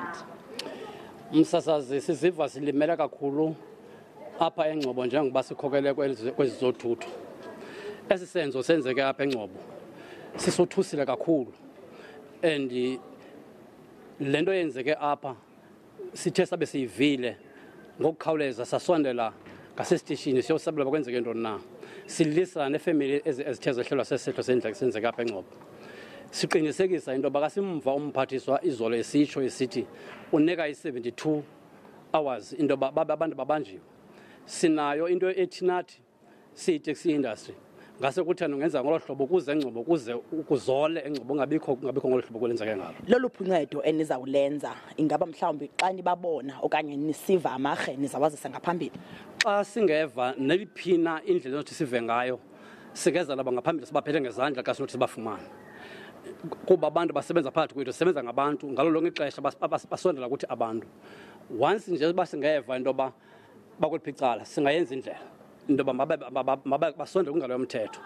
Thank you very much for your time. Well, those are some of the commitments that residents here are making. A call was made by Police Minister Fikile Mbalula yesterday that anyone who has any kind of information that might lead to the arrest of these unknown suspects must come forward. Now, the taxi industry is saying that as soon as they hear any kind of information, they will bring it forward, because they are also determined and want that 72 hours of making arrest to the suspects to be made by the police minister. When we come back to you later, we will be speaking to the acting king of Abatembu. As I said earlier on, that this town, Ngcobo, falls under Abatembu Nation, and the king is here saying that he is also affected by the loss of those 5 officials and the 6th person who was shot outside his house. That's all we have time for now. It's back to you in Johannesburg.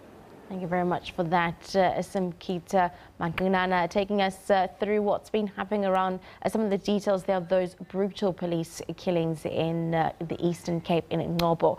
Well, before we take a break, we've been asking you, how do you feel about the increase of VAT? Of course, it has increased now under the New Democratic South Africa for the first time from 14% to 15%. We'll have a look at some of your tweets and comments after the break.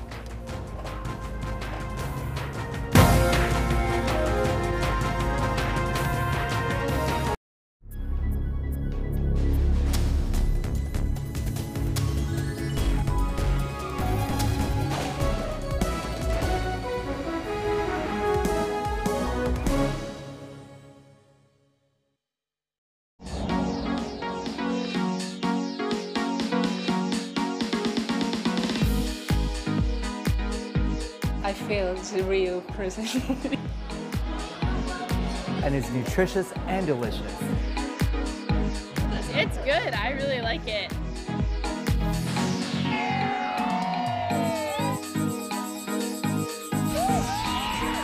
This celebrates being South African.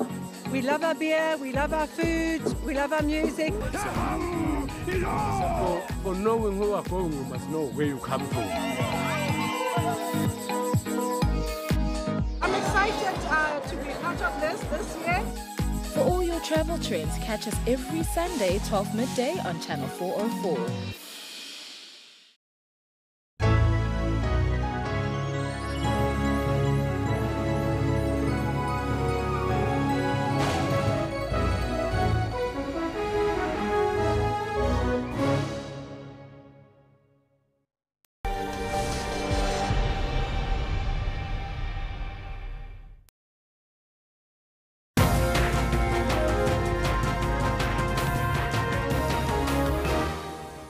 Well, welcome back to SABC's Newsroom. How do you feel about the increase of VAT? That's what we've been asking you this morning at SABC Newsroom. Of course, it has increased from 14 to 15%. Many issues around how it's going to be affecting the poor. Let's have a look at the tweets. It's actually going to affect all of us. Gigaba says, or Gigaba rather, is playing with our mind. Keep the food price the same, but hiking VAT is the same as hiking food prices. He thought he will applaud him for this, putting it in isiZulu, while we know the meaning of what a VAT hike actually is. This one coming in from Alpha, expecting a corporate Ramaphosa to increase corporate tax is like waiting for fish to come out of the water for a jog. Hashtag send me. And Fearless on Twitter says it's not fair on the poorest of the poor, and 1% hike is definitely going to have a negative effect on their quality of life. Indeed, it's going to affect us all. Let's have a look at our poll for today. Did the budget speech meet your expectations? Over 400 votes coming in. Some of you were saying yes. The other majority, 77 or rather 71% of you are saying no. Let's have a look at some of the tweets behind those numbers there this morning. Naila D says, I knew that he had motives, hence the budget speech. Our lives are going to get affected big time due to VAT and income tax increases. We will always be poor. Wandile says, while the VAT increase is a big blow to the poorest of the poor, the increase of social grants is commendable, but that will be frustrated by VAT. And Mazwi says, not at all. Indeed, thank you very much for giving us your reactions there on both the poll and the question on SABC Newsroom. Well, of course, there have been those mixed reactions to Finance Minister Malusi Gigaba's budget speech, with some citing concerns over the increase in VAT, as well as the taxes that we've also seen now on both alcohol and tobacco. Let's hear what some politicians and members of the public had to say.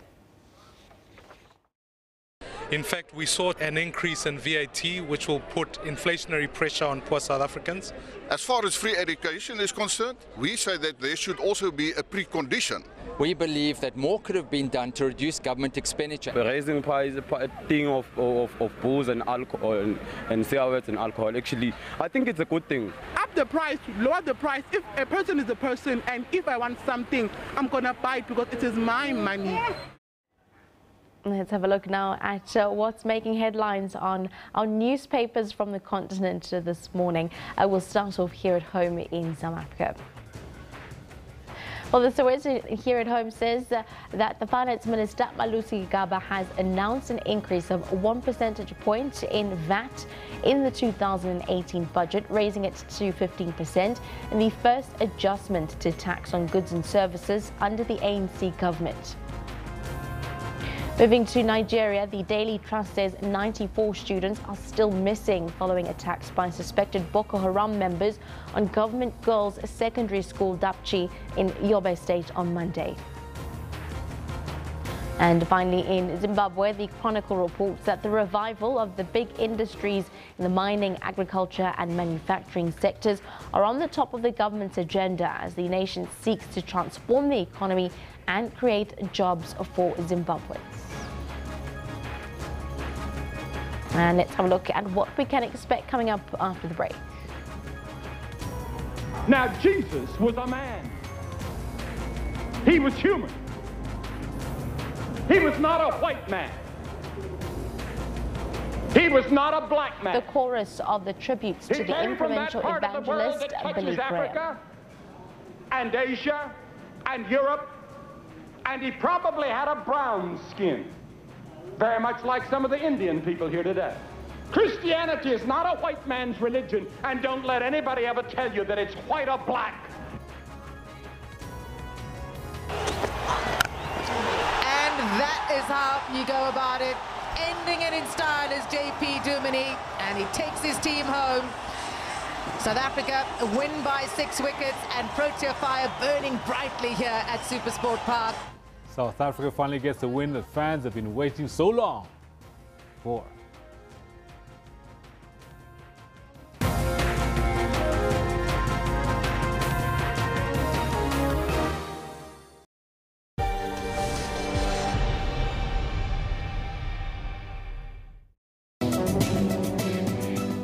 warm welcome to one of your favorite weekly review analysis programs, Media Monitor. So let's look at the race itself. It's just becoming a personality contest where people just want somebody to guard their own vested interest. And I feel that the country is at a point now where we need some sort of change. It is ANC policy that they will have to implement. We fairly know the direction the ANC wants to take. As a leader, you have to implement. So what was it like on the ground in Kenya? Well, the country is divided. The country is very divided. I think within the country, for me, the one person that I criticize severely, and I'm not very happy with his approach, is Raila Odinga, with him pulling out. Stay tuned to Media Monitor and catch on analysts unpacking top stories every Sunday from 9 a.m.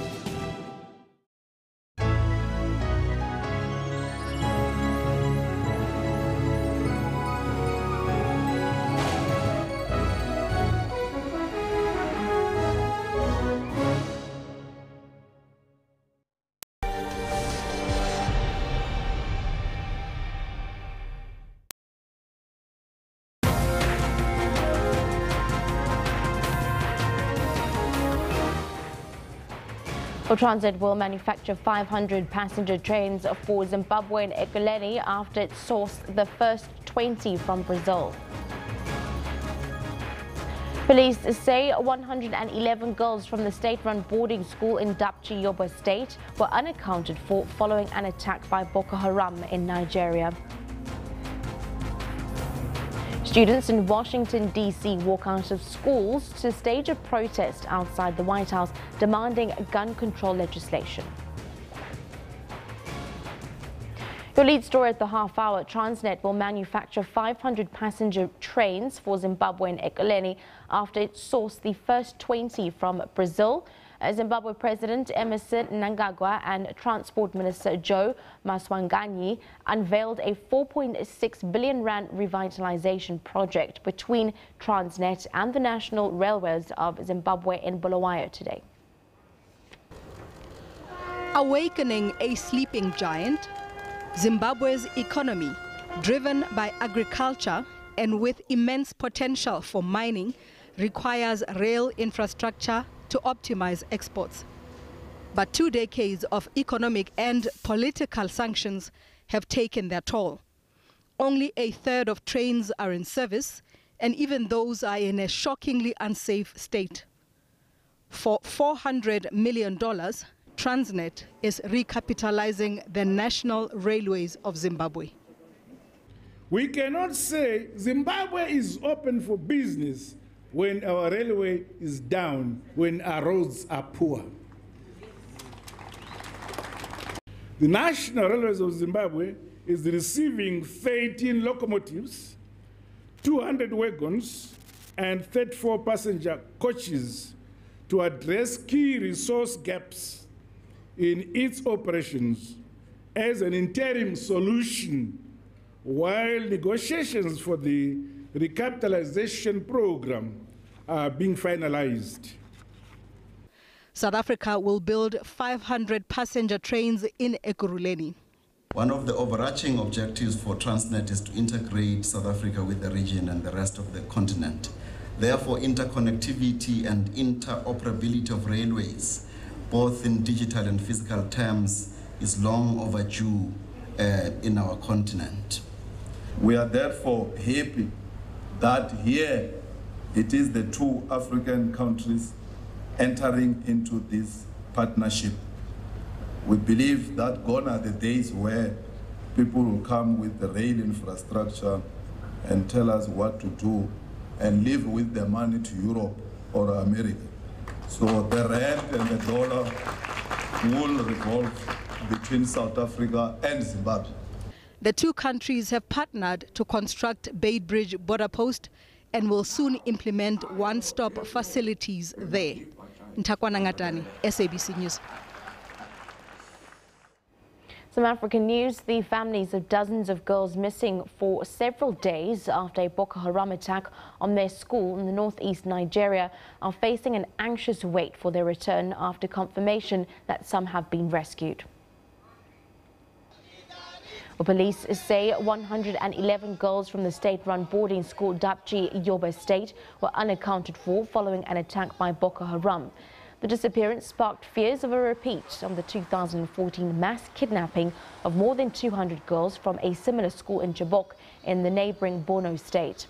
The attack in raising questions about the government's grip on security in remote northeast Nigeria after nearly 9 years of fighting and at least 20,000 deaths. Well, through his lens, Kenyan photographer Brian Otieno tells the story of not-so-ordinary life in Kibera, the country's biggest slum. The 25-year-old photographer captures images of ordinary life in Kibera, a teeming settlement of 800,000 people, in a way only an insider can. Brian Otieno started an online project called Kibera Stories in 2013. By posting his pictures on social media in the same way people post selfies and what they are having for lunch, Otieno says he's trying to show the world that in the slum there's more to life than poverty and violence. The normalcy.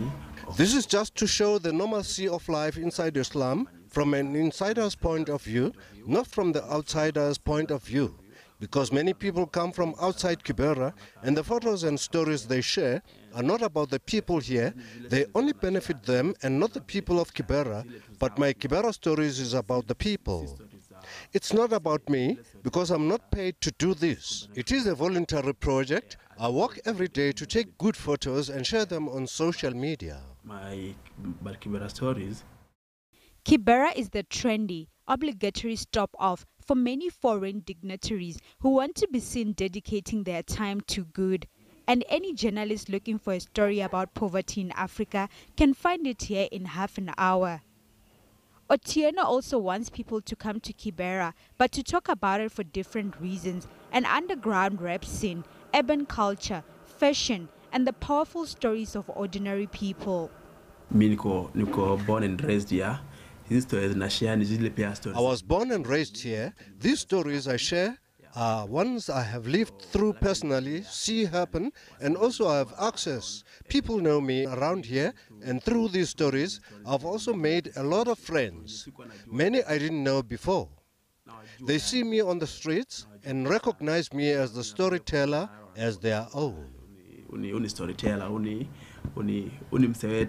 Unapata hapa hivi Kibera, like there are different type of people, different type of photographers, like each one doing like his or her own work. But chenye naweza sema is that here I'm really happy to have like Brian around, because he's one of the like Kibera ambassadors that are trying like to show like the real thing that is happening inside here, just out of passion, like to get people to know, learn the truth, not just like the people that come for business issues and run away after that. Otieno is also a freelance journalist, and that is how he makes a living. Kibera is home to some of the poorest people in the country. There's no running water and only a few shared toilets and bathrooms for families living in one-roomed shacks. Security is also a major issue in Kibera. Gangs often rule, and police seldom enter except to tackle riots. Kibera Stories is a source of hope for Otieno and those that are familiar with his work. This project Kibera Stories may inspire another generation of... This project I'm doing, Kibera Stories, has inspired another generation of storytellers, people who document Kibera. So maybe in future we can all come together and do an exhibition, or even make a sort of museum where we can exhibit these photos for people to see. These photos, what will come out. Kibera Stories has close to 6,800 followers on Instagram. Some news abroad. US President Donald Trump says arming teachers and sport coaches could help prevent school massacres, such as last week's mass shooting in Florida. Well, Trump voiced support for the idea during an emotional White House meeting, which included 6 students from Marjorie Stoneman Douglas High School in Parkland, Florida, where 17 students and educators were slain on Valentine's Day by gunmen with an assault rifle. Meanwhile, some of the students walked out of the school and staged a protest outside of the White House. The protest was a part of a nationwide movement launched by the middle school and high school students following last week's deadly shooting. Student protesters walked all the way from Capitol Hill to the White House, chanting slogans including "This is what democracy looks like," And are we next? Well, U.S. presidents from Jimmy Carter to Donald Trump led the chorus of tributes on Wednesday to the influential evangelist Billy Graham, a spiritual advisor to a dozen American leaders who died at the age of 99. Graham has been described as the de facto chaplain of the White House, having interacted with several presidents since the tenure of Harry Truman, but most notably Richard Nixon. A spokesperson says his ministry reached some 77 million people in person, and a further 215 million watched his crusades on television around the world. President Donald Trump tweeted that there was nobody like him. Trump added that he would be missed by Christians and all religions, calling him a very special man. I will bear the judgment on the cross for their sins. Graham preached around the world with a striking stage presence and a bellowing preacher's voice, declaring that Jesus Christ was the only solution to the problems facing humanity, earning himself the nickname God's machine gun. Show just a little bit of love and compassion. He preached around the world, including the former USSR, North Korea and South Africa, where in 1973 he called for an end to apartheid. He held crusades in both Durban and Johannesburg in 1973, some 20 years after receiving initial invites to preach in the country. His message in a segregated country at the time was that Christianity was not a white man's religion, and insisted on integrated attendance at his crusades. Now, Jesus was a man. He was human. He was not a white man. He was not a black man. He came from that part of the world that touches Africa and Asia and Europe, and he probably had a brown skin, very much like some of the Indian people here today. Christianity is not a white man's religion, and don't let anybody ever tell you that it's white or black. Christ belongs to all people. He belongs to the whole world. His gospel is for everyone, whoever you are. Dr. Martin Luther King Jr. counted Graham as a close friend and ally, once remarking that had it not been for Graham's ministry, then his work in the civil rights movement would not have been as successful as it had been. Graham retired to his mountain home in Montreat, North Carolina in 2005, where he died early Wednesday. Sherman Bryceby's SABC News, New York. On a lighter note, Oscar winner Lupita Nyong'o has signed on to star in Born a Crime, the film adaptation of The Daily Show host Trevor Noah's best-selling autobiography. Lupita, who stars as Nakia in Marvel's record-smashing hit film Black Panther, will play Noah's mother Patricia. Born a Crime, Stories from a South African Childhood, was released in 2016. It details Noah's life with his mother, a woman who embodied resilience, tenacity and bravado as she raised her mixed-race child during apartheid in South Africa. Well, taking to social media, the Black Panther star shared the exciting news with her followers.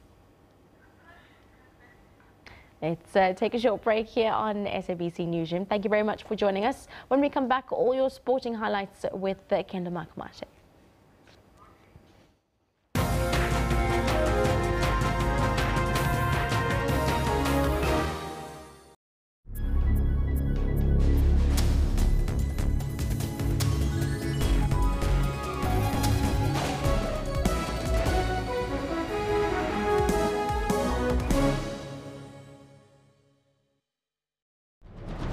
Special assignment.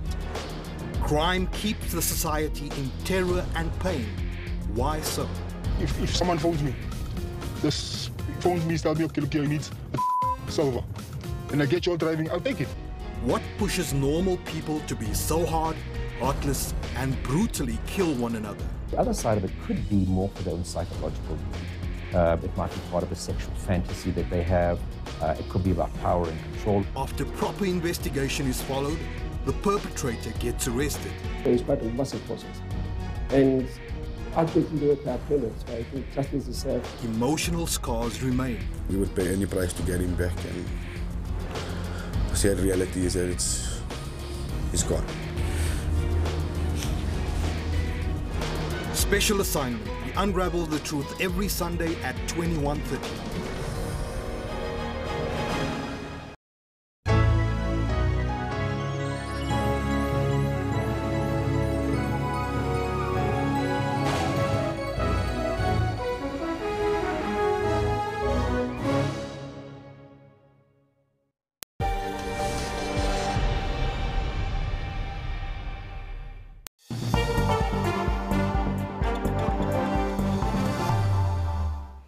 A hearty good morning to you. My name is Kendall Makamate, and I can't think of a better way to start this particular sports bulletin than with the breaking news that Desiree Ellis has been confirmed as the new head coach of Banyana Banyana. Ellis, who became the only South African to have won the Africa Women's Championship as both player and coach, has been caretaker coach since Vera Pauw's contract expired after the 2016 Olympics. Now, Banyana Banyana leave tomorrow to take part in the 12-team Cyprus Cup. And a hearty congratulations to the well-deserving Desiree Ellis. And log leaders Mamelodi Sundowns were made to pay for missing a number of good first-half chances as they were held 1-1 by a gutsy Free State Stars in an upset premiership clash at Loftus Versfeld. Sundowns scored early through Percy Tau and missed a number of chances in the opening half. Sundowns now remain at summit with 39 points from 21 matches. Let's take a look at the highlights from this match. Here comes Sundowns now, looking for their first chance. Tau! Superbly finished by Percy Tau. Here's Tau. Brockie, great save! PSL. Little chance here again for Chilumbu now, surely, and Tembo again! He's done it finally! He had a right-footed chance and then a left-footed chance, and he stuck it in the back of the net. Vilakazi wants the return ball. Vilakazi! Was he brought down? Is that a penalty? What's the referee say? He's not interested. It's taken quickly. But how does it become a corner? Final whistle. It doesn't count anyway. It's all over here. And it's ended in a 1-1 draw. So let's look at where this leaves us with the title race with just 9 matches to go. As I said a little earlier, there we go, Sundowns right at the top. And very interesting, their goal difference is extremely healthy. Well, more healthy than most. They've scored 33 and had 18 against them. And that gives them 39 points, having lost 6. And once again, 5 of those were lost at home. And they've got 4 or 5 matches to go still at home. So let's see how it affects their title race. Kaizer Chiefs hot on their heels, all having played 21 matches on 34 points, 19 to the good, 12 goals against. The Orlando Pirates are there and thereabouts as well, also on 33 points. And 33 points, we've got Free State Stars sharing that with Pirates. Maritzburg United, along with Cape Town City, on 31 points. Remember, for a long time, Cape Town City were second to Mamelodi Sundowns, even going neck and neck at some point. Well, they slipped downwards with Benny McCarthy saying, what, does he need to get liposuction and get into the mix to get his football players to score? Baroka FC on 27 points, along with Chipa United. We go to the bottom half of the log, and in the bottom half of the log, not much has changed right at the bottom. Ajax is still there on 21 points. Platinum Stars are still there on 17 points. What is interesting though, Amazulu 26 points, sitting in 9th position. Super Sport United, along with Bidvest and Bloem Celtic, all on 25 points. And you see the goal differences start looking a little skewed once we get to this half of the log. Less goals for than goals against for most of them. Then Golden Arrows and Polokwane City, they're also in 13th and 14th position.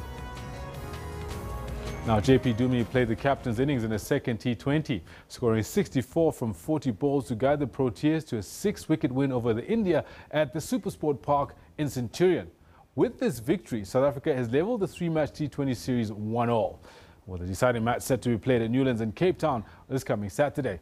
Let's take a look at the highlights from the match. Well, there's another big appeal, and he's also got the finger. First delivery. Well, he's got underneath that. It's actually almost scooped it. Beautifully bowled. Getting the edge. What a wicket. This is a big, big moment. Wow. That is massive.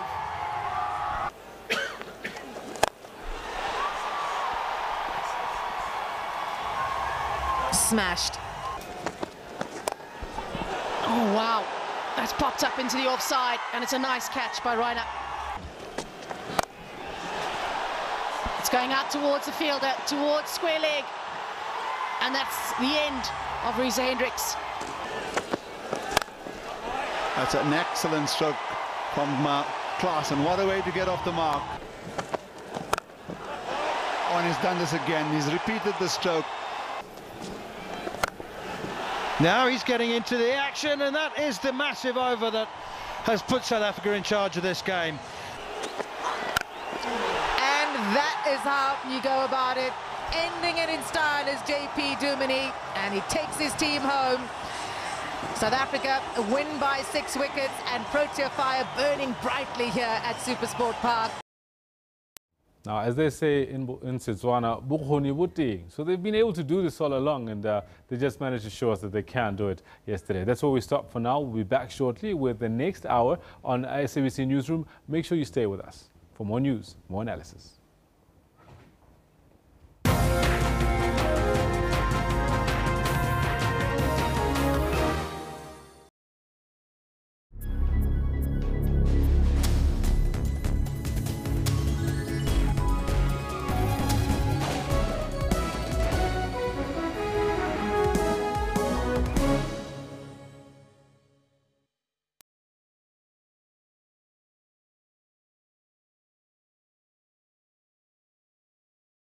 Can't.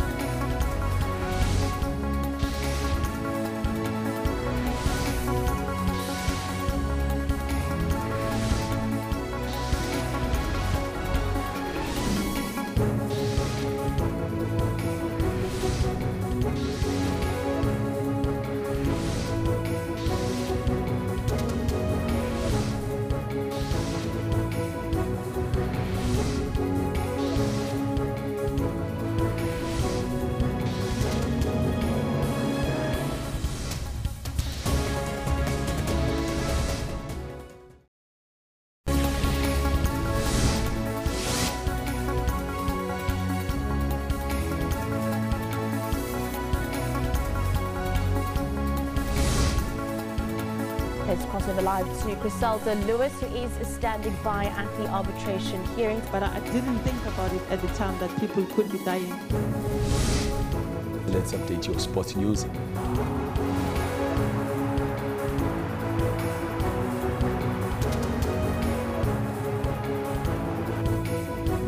Get all the dominating stories locally and globally on Newsroom every Monday to Friday from 9 a.m.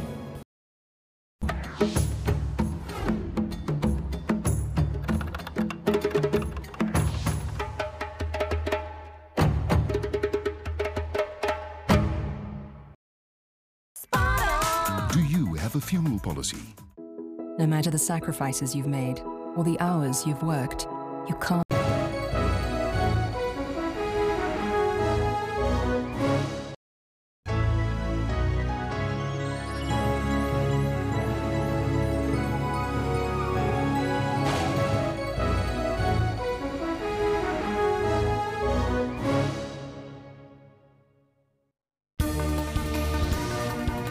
We make sure to be where news is happening, both locally and globally. For the latest business news, stay with us. From South Africa to the world, we've got all your latest sporting news.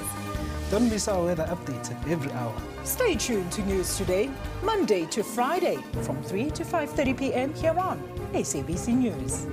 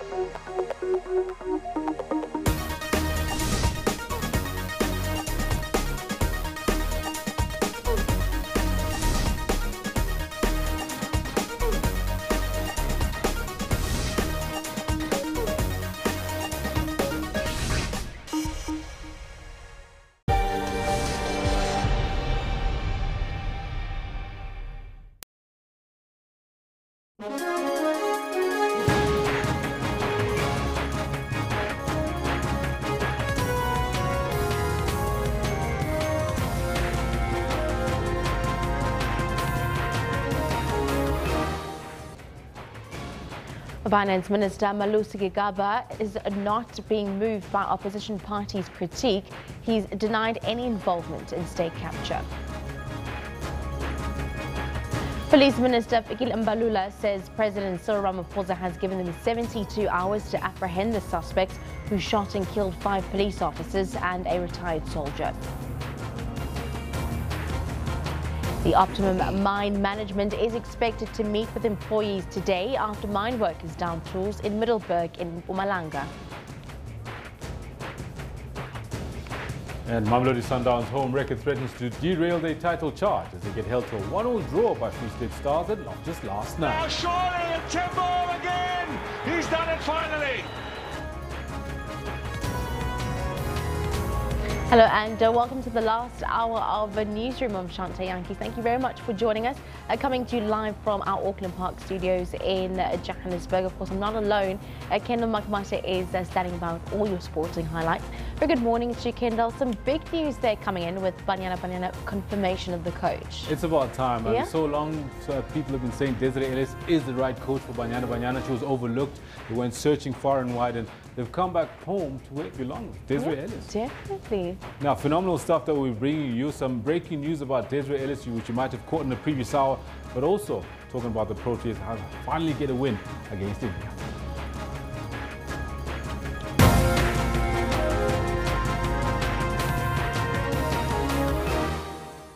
Your top story this hour, Finance Minister Malusi Gigaba denies any involvement in state capture, saying the Public Protector's report did not mention his name. Gigaba is not moved by opposition parties' critique. They are within their rights as opposition parties to position, to grandstand, to do whatever that they feel they have to do. They may reject me as the finance minister. They have been rejected by the public as ruling parties.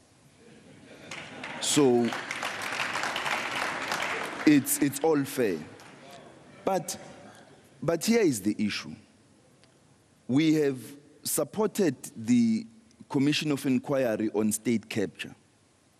And that commission is going to provide an opportunity for all of us to state our views. The report of the Public Protector made no mention of me. The inquiry in Parliament on Eskom and irregularities at Eskom did not call me to come and testify. The things that are subject of discussion are things which took place after I was Minister of Public Enterprises, when I was at Home Affairs from 2015 going forward. And that is why I have not been called. Well, this morning, Finance Minister Malusi Gigaba told a post-budget gathering in Cape Town's International Airport that the 1 percentage point VAT increase was inevitable and should have been introduced years back. We are probably a year or two overdue. We should have introduced it a few years back, but we've had to squeeze the budget in all sorts of ways until we ran out of options. And when you are facing a 51 billion rand shortfall, which improved obviously between the time of the MTBPS and now, when we presented the budget, by about 2.6 billion rand. We had said in the MTBPS that if we must stabilize the debt, because that 51 billion rand shortfall meant that our budget deficit would rise, it meant that our debt to GDP would rise, hitting 60% of GDP by 2020, 2021. What it would have meant if we allowed it to do that, let alone that would obviously be downgraded by all the ratings agencies, but it would have meant that the fastest rising item of the budget would be debt service costs and servicing the interest on our debt. It would then eclipse all other items of spending of the budget, such as social expenditure and economic investments. Now, you don't want to be doing that and therefore not transforming your society because you are paying the debt. All you are doing is to take this debt and force-feeding it to future generations. So we said in the MTBPS, we need to stabilize the debt below 60% by arriving at a package of fiscal measures that would amount to 40 billion rand. So we had to find 40 billion rand, on top of which came the 16th of December. The former president announced fee-free higher education, which meant that we would need to find 57 billion rand over the medium term in order to cater for the phasing in of this policy decision. This was reaffirmed by the ruling party at its conference and by the new leadership as it was announced by President Ramaphosa in the State of the Nation address. So we had no choice. We had to find a revenue measure that was going to give us a sufficient quantum of money that would enable us to do all the things we needed to do when we have taken the decisions to cut expenditure and looked at all other tax revenue sources. Well, Finance Minister Malusi Gigaba's budget speech has seen him make difficult decisions to address a revenue shortfall and to fund free higher education. On the other hand, Minister Gigaba announced a 2.1 billion rand allocation towards small businesses. For more on what this means for entrepreneurs, we are joined in studio by Darlene Menzies, the founder and CEO of FinFind, South Africa's online solution for access to finance for SMEs. A very good morning to you, Darlene. Thank you very much for joining us this morning. Just having a look initially at that budget allocation, 2.1 billion rand for small business. And, you know, our government has been talking over the years of promoting growth, small entrepreneurship growth, small business growth, but 2.1 billion seems quite small. Yeah, I think the allocation is small when you think that small business account for 57% of GDP, 61% of jobs. I think it is a small allocation and something that possibly needs to be addressed. As you know, someone that comes in from the business side and being a business owner yourself, which industries do you think needs to be focused on more, specifically budget-wise? Yeah, so in the access to finance arena, which is where we play, we've got a really big database to see which sectors are really in the forefront. And when you look at what government wants to put money into, agriculture, construction, I think that there's money allocated in other parts of the budget that can really help small business there. Outside of the 2.1 billion, national, provincial and municipal government entities have to make sure that they provide small businesses with contracts. Anything over 30 billion, we've got to give, we've got to make sure subcontracted to small business. And so I think there's technology. If you have a look at the 2.1 billion, it's actually being split between the Department of Small Business Development and Science and Technology. So I think there's a big emphasis on technology and what technology can do to enable not just small business, but the rest of the country. Yeah, and what can we do to support business owners, specifically in your more rural and remote areas? It's a good question. There's a lot of projects on the go at the moment. I know there's a massive project in the Gauteng provincial office around rural and township development, but there's quite a misnomer that digital is not for rural. And if you have a look at stats, actually, there's a lot of access in rural areas these days. So I think that we need to get more content and information into the hands of small businesses in the rural areas. More access to finance needs to go not only into startups, but into existing businesses for growth. And one of the big things is that government needs to start to pay small businesses on time, whether they're in the rural areas, in townships or anywhere else in the country, because cash flow assistance and working capital is one of the biggest needs for small business, and it's a big area that government's been falling down to date, and it was addressed in the budget speech. Is there a missing link between government and the small development, specifically in business sector? Year on year, we keep talking about this growth that needs to happen, but essentially it doesn't seem to materialize. Look, there's some great initiatives. Right now, the Department of Small Business Development has just signed an MOU with, through the Ministry of Higher Education with Services CETA, and put a big allocation of money aside for small business development, looking at one platform where people can go to get registered, people can go for business advice support, people can go for access to finance. So I think the calls have been heeded over this period, and I think through the leadership of the new president, who is a business person himself, was involved through his foundation with things like Shanduka's Black Umbrella, setting up incubation for small business. I think the future looks much brighter for small business, and there are some really, really good, not only national but provincial initiatives. So I always say we mustn't always look at what's happening politically to get the gauge in some of the government departments. And as I say, the specific project with the Department of Small Business Development and Services CETA, the big announcement is going to be on the 1st of March, and at a conference. Both ministers will be there, the DGs, etc., and there's a big budget allocation through Services CETA, which is not from the fiscus, which is separate money out of corporate. There's also the initiatives with the SASME fund, which was mentioned in the budget speech, as well as National Treasury putting a small business fund together. So there is a lot being done, but a lot more work to be done. In terms of, training and skills that takes place, but what about access? Many entrepreneurs and young entrepreneurs, start-out entrepreneurs, keep saying that they find the biggest challenge is still that access to the finance.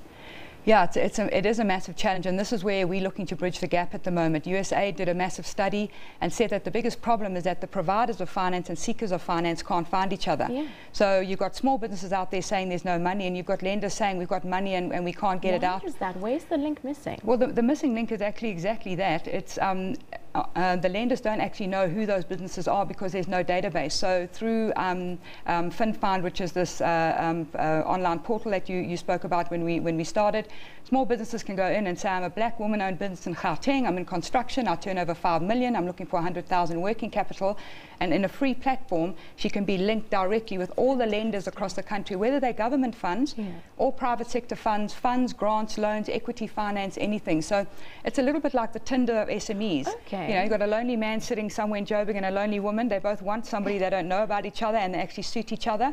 Same with lending. Small business and big business and lenders haven't been able to connect in that way. So we've needed to provide a platform just really of engagement. So if I'm an entrepreneur and I have a small business and I want to be part of this database, what do I need to do? You simply go online on any device, mobile device, any online device, to www.finfindeasy.co.za. Fin, F-I-N, find, F-I-N-D, easy, E-A-S-Y.co.za. finfindeasy.co.za. On mobile phone, it asks you how much you need, what for, takes a few details from you, and when you come on the site, it actually tells you today there are this many funds available in the country. They're updated on a daily basis, whether government or private sector, and as you enter your information, the funds start to decrease and get filtered out until you're left with only those that match your specific needs. Oh, that's great. And earlier on you mentioned, however, some of the constraints that some entrepreneurs are still facing, specifically towards not being paid on time. What other challenges can we see in the sector? Just to stop on that for a minute, I mean, government at the moment have about 2.2 billion rand outstanding to small business. When you look at the research done, national government paying about 82 days on average, supposed to be 14 or 30 days, provincial government 86 days, municipalities 81 days. So I think late payment, basically they're holding back money that is the working capital for small business to work, and the same is happening in the corporate sector. Other big challenges, small businesses can't access finance because once they find the lender asks them for financial statements, management accounts, all kinds of documents and rigor that they don't have. So there is also a responsibility on growing small business to make sure that they have all of their financial records and their compliance in place. Where else do you think are some of the weak points that government can assist in helping SMEs, not necessarily only from a financial backing? Sure. Business advisory and the sort of back-end support of business. If you look at what they're doing through SEDA, the SEDA branches, the SEDA incubation, I think better skills in terms of the advisors are needed around, if you've never run a business, now you're trying to advise a small business on how to get their business plan together, etc.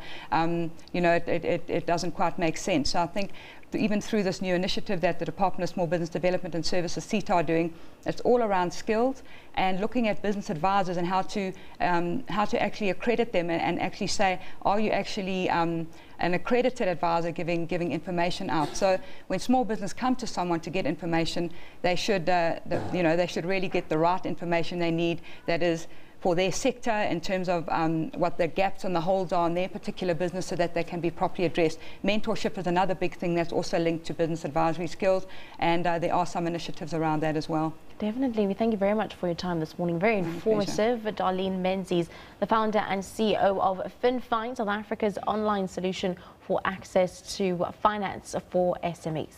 Well, moving on in some other news stories, drought will be the main focus of the Western Cape Premier Helen Zilla's State of the Province address today. Of course, her SOPA comes after the province's Minister of Economic Opportunities, Alan Winder, has welcomed the allocation of 473 million rand for each area affected by a natural disaster, which was announced in yesterday's budget. Zilla's spokesperson, Michael Mpofu, says the Premier will talk about how the province has so far survived an economic meltdown resulting from the drought.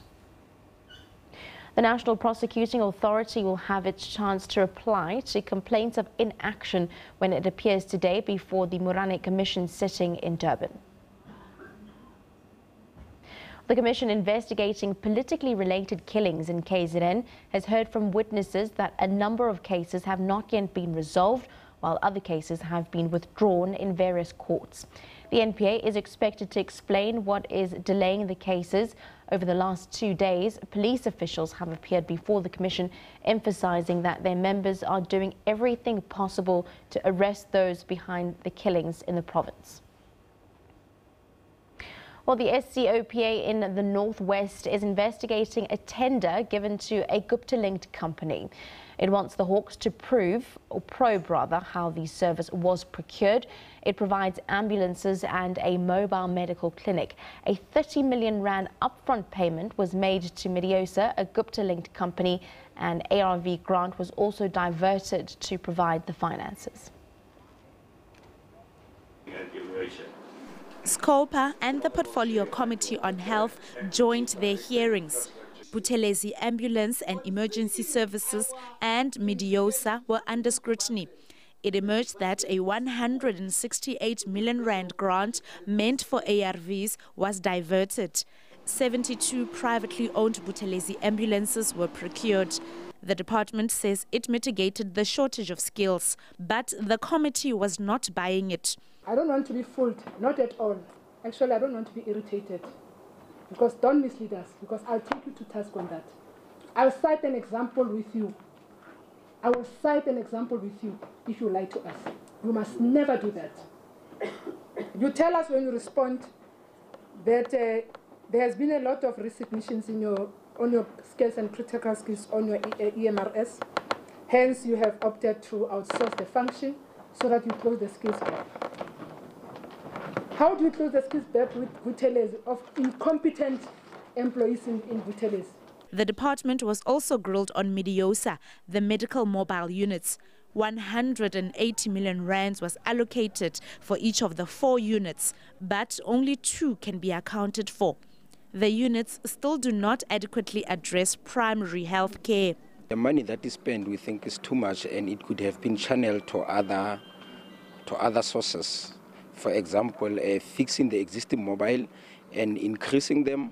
And the other thing is that does this current Mediosa mobile services, does it reach all rural areas? The answer is no. The 2 committees are recommending for the suspension of the department's HOD. Mediosa, what is so special about that company that you were able to pay them 30 million rand upfront? Why didn't you prioritize the service providers who provided service to the department? Then you decide to take the taxpayers' money and pay them upfront. Scopa plans to refer the matter to the Hawks for further investigation. Uleboheng Khosilinswe, SABC News, Mahikeng. Well, senior police officials from National and the province are expected to visit the families of the 5 slain police officers gunned down during the attack of Scopa police station. 6 people died in the incident, including a retired soldier who came across the perpetrators while they tried to flee the scene. Let's go to our reporter who is live at Scopa, Zimkite Mankinana, who has been giving us all the updates. Of course, I'm seeing the line of policemen standing behind you. What is happening? Welcome back to Ngobo, Shante. Well, it's business as usual in town here at Ngobo. Every business is open today. We're seeing a lot of people in town, and even here at the police station, services are back to normal here, and we have seen scores of people coming to have their ID copies certified, and people opening cases of incidents that happened in their rural areas. So it's business as usual, though we know that there are 5 members who have passed on from this police station, and the provincial commissioner is going to speak to us about a way forward in terms of having those replaced. A very good morning and a warm welcome to this live broadcast, provincial commissioner. What steps are we likely to see now that the police station is back to normality, but we know that there are 5 people who are no longer part of the employees of this police station? Very good morning, ma'am, and the viewers. As the minister was here yesterday, he said to us, we cannot close the police station. The service must continue. So we're doing exactly what he said yesterday. We have gathered here today to start with the services. As you have seen, people are queuing since this morning, coming to certify. We had a plan to get people from different stations to come and assist temporarily. But what we're going to do, we look where there's people who are more in the station. We'll take those people, put them in the station. But when we've got the new intake that is going to college, we'll prioritize the station that we must put people here. But for now, we're going to borrow from different stations so that the services mustn't be compromised. Now we're here today, as the parade behind me, we're still going to continue with our operations. We are going to visit the different families today with the Women's Network and the members of the police from different areas of the province. We are going to go to all 5 families today to go to pay our respect and our condolences for our fallen heroes. Well, part of the things that Minister Fikile Mbalula spoke about yesterday is that within 72 hours, the President of the country, Mr. Cyril Ramaphosa, said arrests should be made of those responsible for this gruesome incident. Are you following any leads? I can tell you that we are positive that within 72 hours, we are going to give the people of Eastern Cape positive news. We are following positive links. All our members are in the ground. We are running. We didn't sleep last night. We are here today, but others are in the field. We are making makeshift. Others who are tired, they go sleep. Others are in. So I've been with the masses since last night. But I can assure you, within 72 hours, we'll be telling good news to the Eastern Cape people and the country as a whole. Thank you very much for your time. Well, that was the Provincial Commissioner, Lizzie Wenjinga, speaking to us and telling us that positive news will be delivered to the country within the next 72 hours when we talk about arrests of those who are the perpetrators into the gruesome incident of 5 police officers that were killed yesterday here at this police station. That's all we have time for now. It's back to you in Johannesburg. Thank you very much, Zimkite, taking us through what has been happening around the police station, as well as the feedback from a community and their representative, Police Commissioner of the Eastern Cape. For now, though, let's take a short break here on SABC Newsroom. Do stay tuned.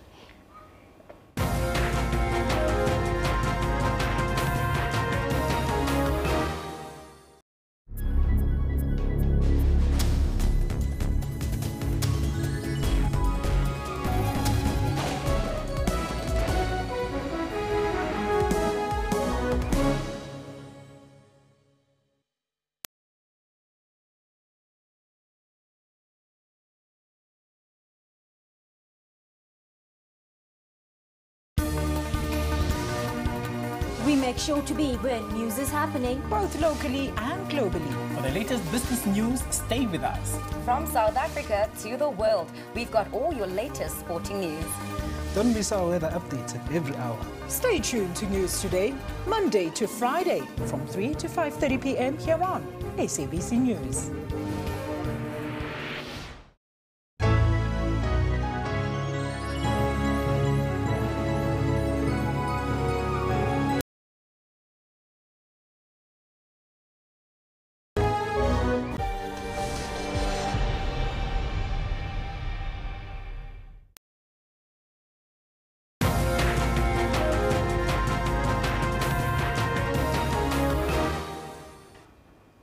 Welcome back to Newsroom. Well, we've been asking you on our question of the day, how do you feel about the increase of VAT? Of course, increasing for the first time in 25 years. Let's have a look at some of your tweets that have been coming in on our question of the day.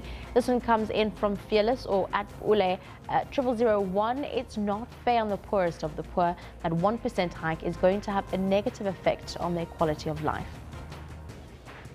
Zimbabwe says, I so wish that the budget speech 2018 could be on hold and we could have a new budget speech. Mbo says, absolutely unfair to the poor working middle class, imposing VAT to the poor workers to fund the unplanned free education.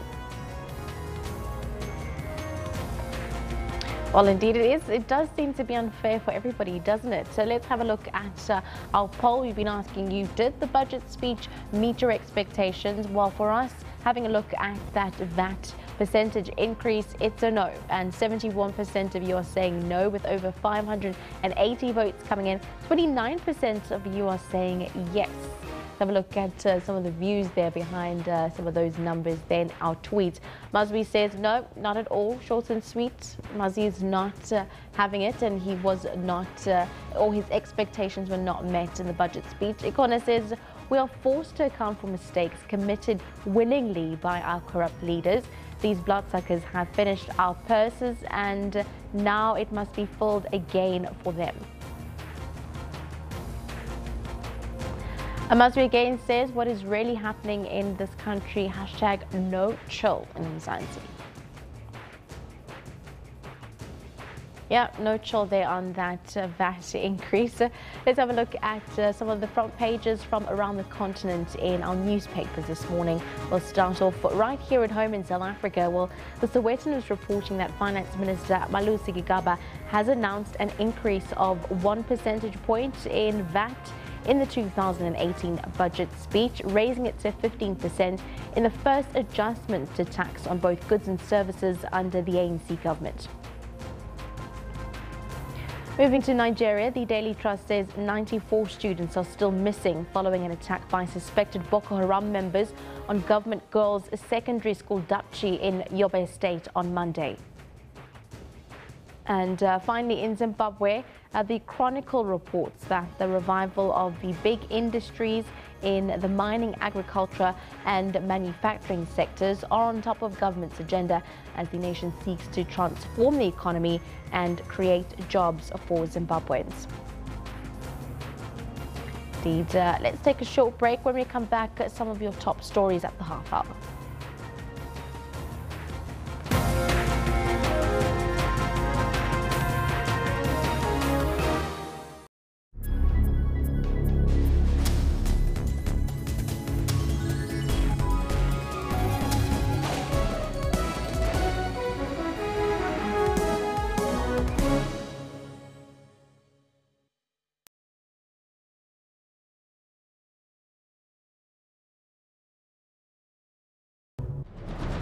Special assignment. Crime keeps the society in terror and pain. Why so? If someone phones me, tells me, okay, look, he needs a server, and I get you all driving, I'll take it. What pushes normal people to be so hard, heartless, and brutally kill one another? The other side of it could be more for their own psychology.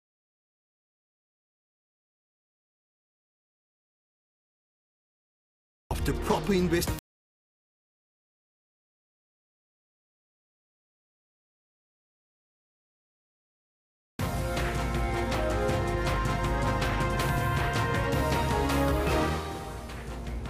Well, Transnet will manufacture 500 passenger trains for Zimbabwe and Ekurhuleni after it sourced the first 20 from Brazil. Police say 111 girls from the state-run boarding school in Dapchi in Yobe State were unaccounted for following an attack by Boko Haram in Nigeria. The students in Washington, D.C. walk out of a school to stage a protest outside the White House demanding gun control legislation. The lead story this half hour: investigations are underway as the Eastern Cape Health Department has confirmed that a total of 250 pupils from Damase High School in Keleni have been treated in 3 hospitals for apparent food poisoning. Well, the first group was taken in yesterday after experiencing stomach cramps, diarrhea and vomiting. The second group was then taken to the Mthatha Regional Hospital to conduct more tests. We will be giving you more information on the story as and when the developments do come through. Well, moving on, Transnet will manufacture 500 passenger trains for Zimbabwe and Ekurhuleni after it sourced the first 20 from Brazil. Zimbabwean President Emmerson Mnangagwa and Transport Minister Joe Maswanganyi unveiled a 4.6 billion rand revitalization project between Transnet and the National Railways of Zimbabwe in Bulawayo today. Awakening a sleeping giant, Zimbabwe's economy, driven by agriculture and with immense potential for mining, requires rail infrastructure to optimize exports. But 2 decades of economic and political sanctions have taken their toll. Only a third of trains are in service, and even those are in a shockingly unsafe state. For $400 million, Transnet is recapitalizing the National Railways of Zimbabwe. We cannot say Zimbabwe is open for business when our railway is down, when our roads are poor. The National Railways of Zimbabwe is receiving 13 locomotives, 200 wagons, and 34 passenger coaches to address key resource gaps in its operations as an interim solution while negotiations for the recapitalization program are being finalized. South Africa will build 500 passenger trains in Ekurhuleni. One of the overarching objectives for Transnet is to integrate South Africa with the region and the rest of the continent. Therefore, interconnectivity and interoperability of railways, both in digital and physical terms, is long overdue in our continent. We are therefore happy that here it is the 2 African countries entering into this partnership. We believe that gone are the days where people will come with the rail infrastructure and tell us what to do and leave with their money to Europe or America. So the rand and the dollar will revolve between South Africa and Zimbabwe. The 2 countries have partnered to construct Beitbridge border post and will soon implement one-stop facilities there. Ntakwana Ngatani, SABC News. Well, the families of dozens of girls missing for several days after a Boko Haram attack in their school in northeast Nigeria are facing an anxious wait for their return after confirmation that some had been rescued. Police say 111 girls from the state-run boarding school in Dapchi, Yobe State were unaccounted for following an attack by Boko Haram.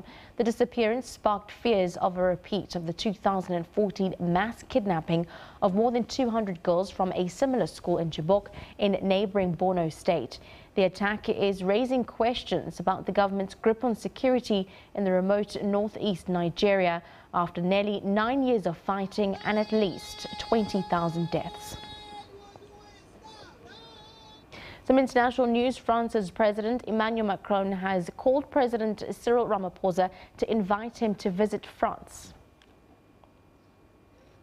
Macron has told Ramaphosa that he wants to make South Africa a major partner in the new approach to relations between Africa and France.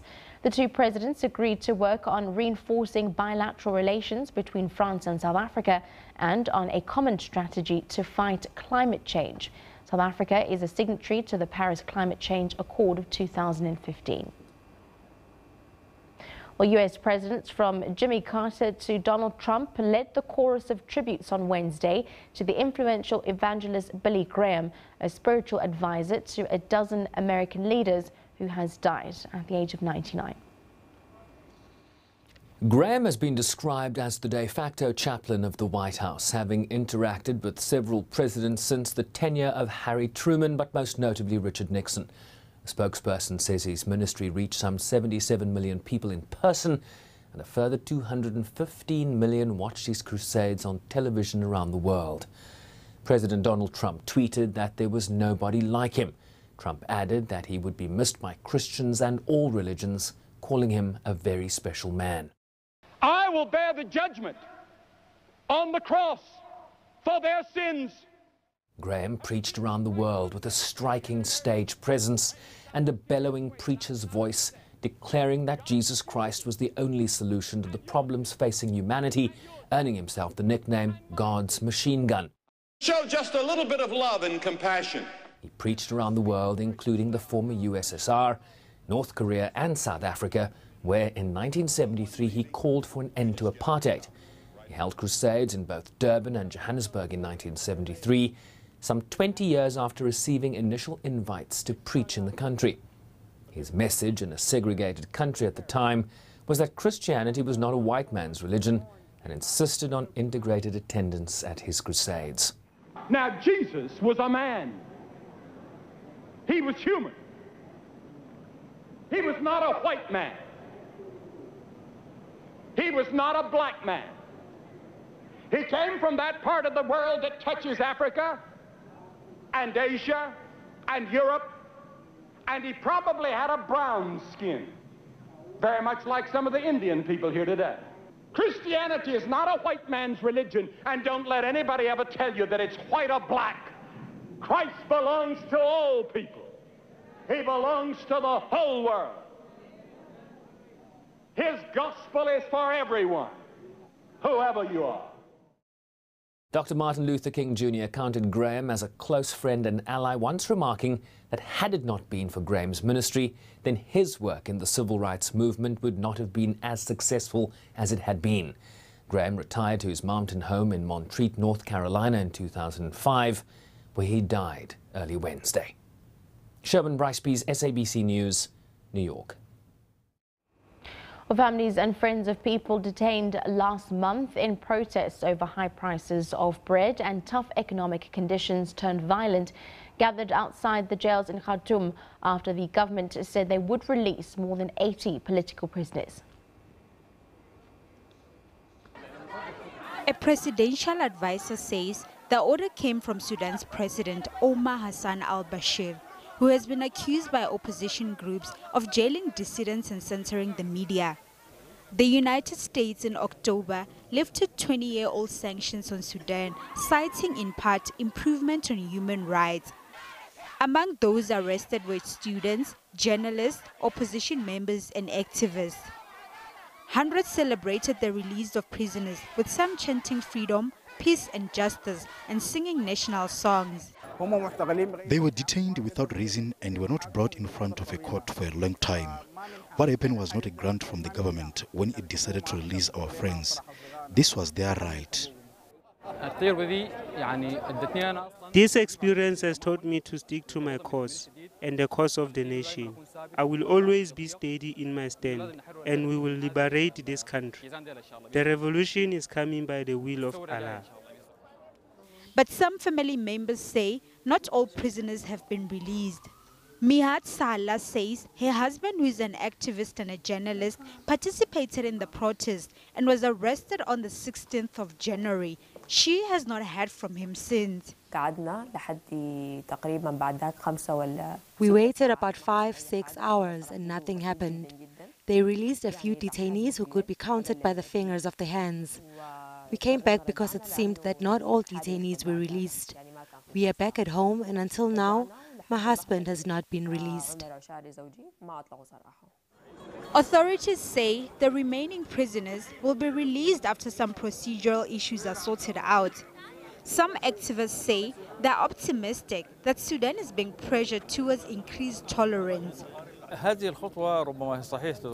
This step may be the first step, but definitely it should be followed by more steps to affirm the government's keenness on human rights, especially in regard to political work freedom, press freedom, and freedom of expression through the peaceful protest. This is what we need now. Those who are behind the bars of the prison are there because they practice the constitutional right in peaceful expression of their opinion. Austerity measures in Sudan have sparked sporadic public protests in the past few years. Amnesty International says that up to 185 people may have been killed in 2013 when thousands took to the streets in demonstrations against fuel price increases. Well, Oscar winner Lupita Nyong'o has signed on to star in Born a Crime, the film adaptation of The Daily Show host Trevor Noah's best-selling autobiography. Lupita, who stars as Nakia in Marvel's record-smashing hit film Black Panther, will now play Noah's mother, Patricia. Born a Crime, Stories from a South African Childhood, was released in 2016. It details Noah's life with his mother, a woman who embodied resilience, tenacity and bravado as she raised her mixed-race child during apartheid in South Africa. While taking to social media, the Black Panther star shared the exciting news with her followers. We'll take a short break here on SABC Newsroom. When we come back, Kenel Kmakmache will be taking you through all your sporting highlights.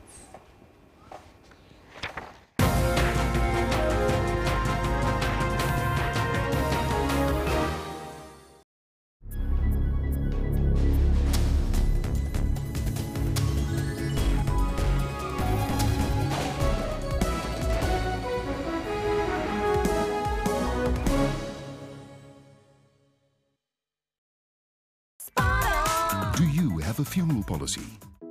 No matter the sacrifices you've made or the hours you've worked, you can't always say yes. Avbob's Cashback Funeral Plan not only provides funeral insurance for your family, but also helps you to say yes to life's little extras more often. Because for every 5 claim-free years, you'll get your 5th year's premiums based on your monthly premium value paid back in cash. SMS Cash 1 to 41790 at no cost, and we'll call you. Avbob, we're here for you.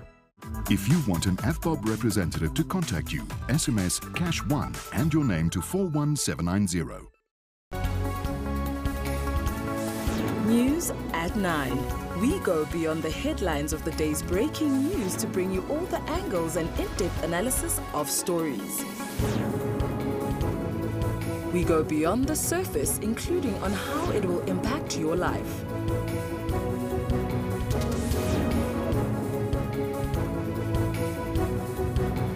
Join us every day at 9 to zoom in on the day's big stories.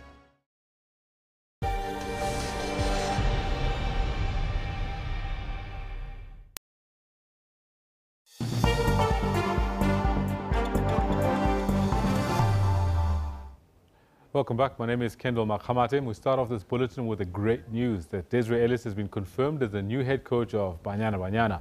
Ellis, who became the only South African to have won the Africa Women's Championship as both player and coach, has been caretaker coach since Vera Pauw's contract expired after the 2016 Olympics. Banyana leave tomorrow to take part in the 12-team Cyprus Cup.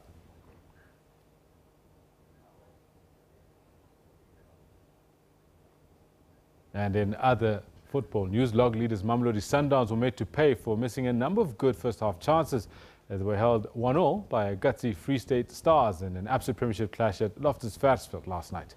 Sundowns scored early through Percy Tau and missed a number of chances in the opening half. The Brazilians now remain at summit with 39 points from 21 matches. Let's have a look at the highlights from that match. Here comes Sundowns now, looking for their first chance. Tau! Superbly finished by Percy Tau. Here's Tau. Blocking! Great save! PSL. Little chance here again for Chilumbu now, surely, and Tembo again! He's done it finally! He had a right-footed chance and then a left-footed chance, and he stuck it in the back of the net. Vilakazi wants the return ball. Vilakazi! Was he brought down? Is that a penalty? What's the referee say? He's not interested. It's taken quickly. But how does it become a corner? Final whistle. It doesn't count anyway. It's all over here. And it's ended in a 1-1 draw. Let's have a look at where this leaves the title race with just 9 matches to go. This is the top 8 that we're looking at right now. Sundowns on 39 points, Chiefs on 34. On 33 are both Pirates and Free State Stars, followed by Maritzburg United and Cape Town City, both on 31. Interesting, another pair is Cheaper and Baroka FC. If we go through to the bottom half of the log, you'll notice there once again that Amazulu is sitting on 9 points, and Supersport and Bidvest share 25 points, 10 and 11. Then also sharing with them is Celtic and Golden Arrows on 23 points, followed by Polokwane City in 14th position on 22. Bottom dwellers are Ajax Cape Town on 21 points, and Platinum Stars, who refuse to leave the bottom of the log, sitting on 17 points. Now we'll go on to other sporting news that's making headlines. And JP Dumini played the captain's innings in the second T20, scoring 64 from 40 balls to guide the Proteas to a 6-wicket win over India at Supersport Park in Centurion. With a victory, South Africa has levelled the 3-match T20 series 1-1, with the deciding match set to be played in Newlands and Cape Town on Saturday. Let's take a look at the highlights from that match. Well, there's another big appeal, and he's also got the finger. First delivery. Well, he's got underneath that. It's actually almost scooped it. Beautifully bowled. Getting the edge. What a wicket. This is a big, big moment. Wow. That is massive.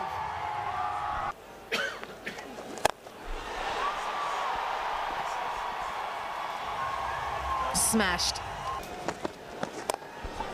Oh, wow. That's popped up into the offside, and it's a nice catch by Reiner. It's going out towards the fielder, towards square leg. And that's the end of Reza Hendricks. That's an excellent stroke from Klaassen. What a way to get off the mark. Oh, and he's done this again. He's repeated the stroke. Now he's getting into the action, and that is the massive over that has put South Africa in charge of this game. And that is how you go about it. Ending it in style is JP Dumini, and he takes his team home. South Africa win by 6 wickets, and Protea fire burning brightly here at Supersport Park. Now, in sad news coming out of East Africa, Kenyan long-distance athlete Francis Kiplagat died in a car accident on the Kipkopei area in Nairobi on Monday. The accident, involving 2 cars, claimed 6 lives, amongst them the 28-year-old Kiplagat.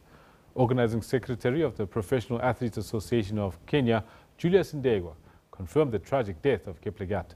Kiplagat has 9 career victories to his name, with personal bests of 14.58 in the 5 kilometers, 29.45 in the 10 Ks, 62.49 half marathon, and a 2 hours 15 minutes and 57 seconds marathon.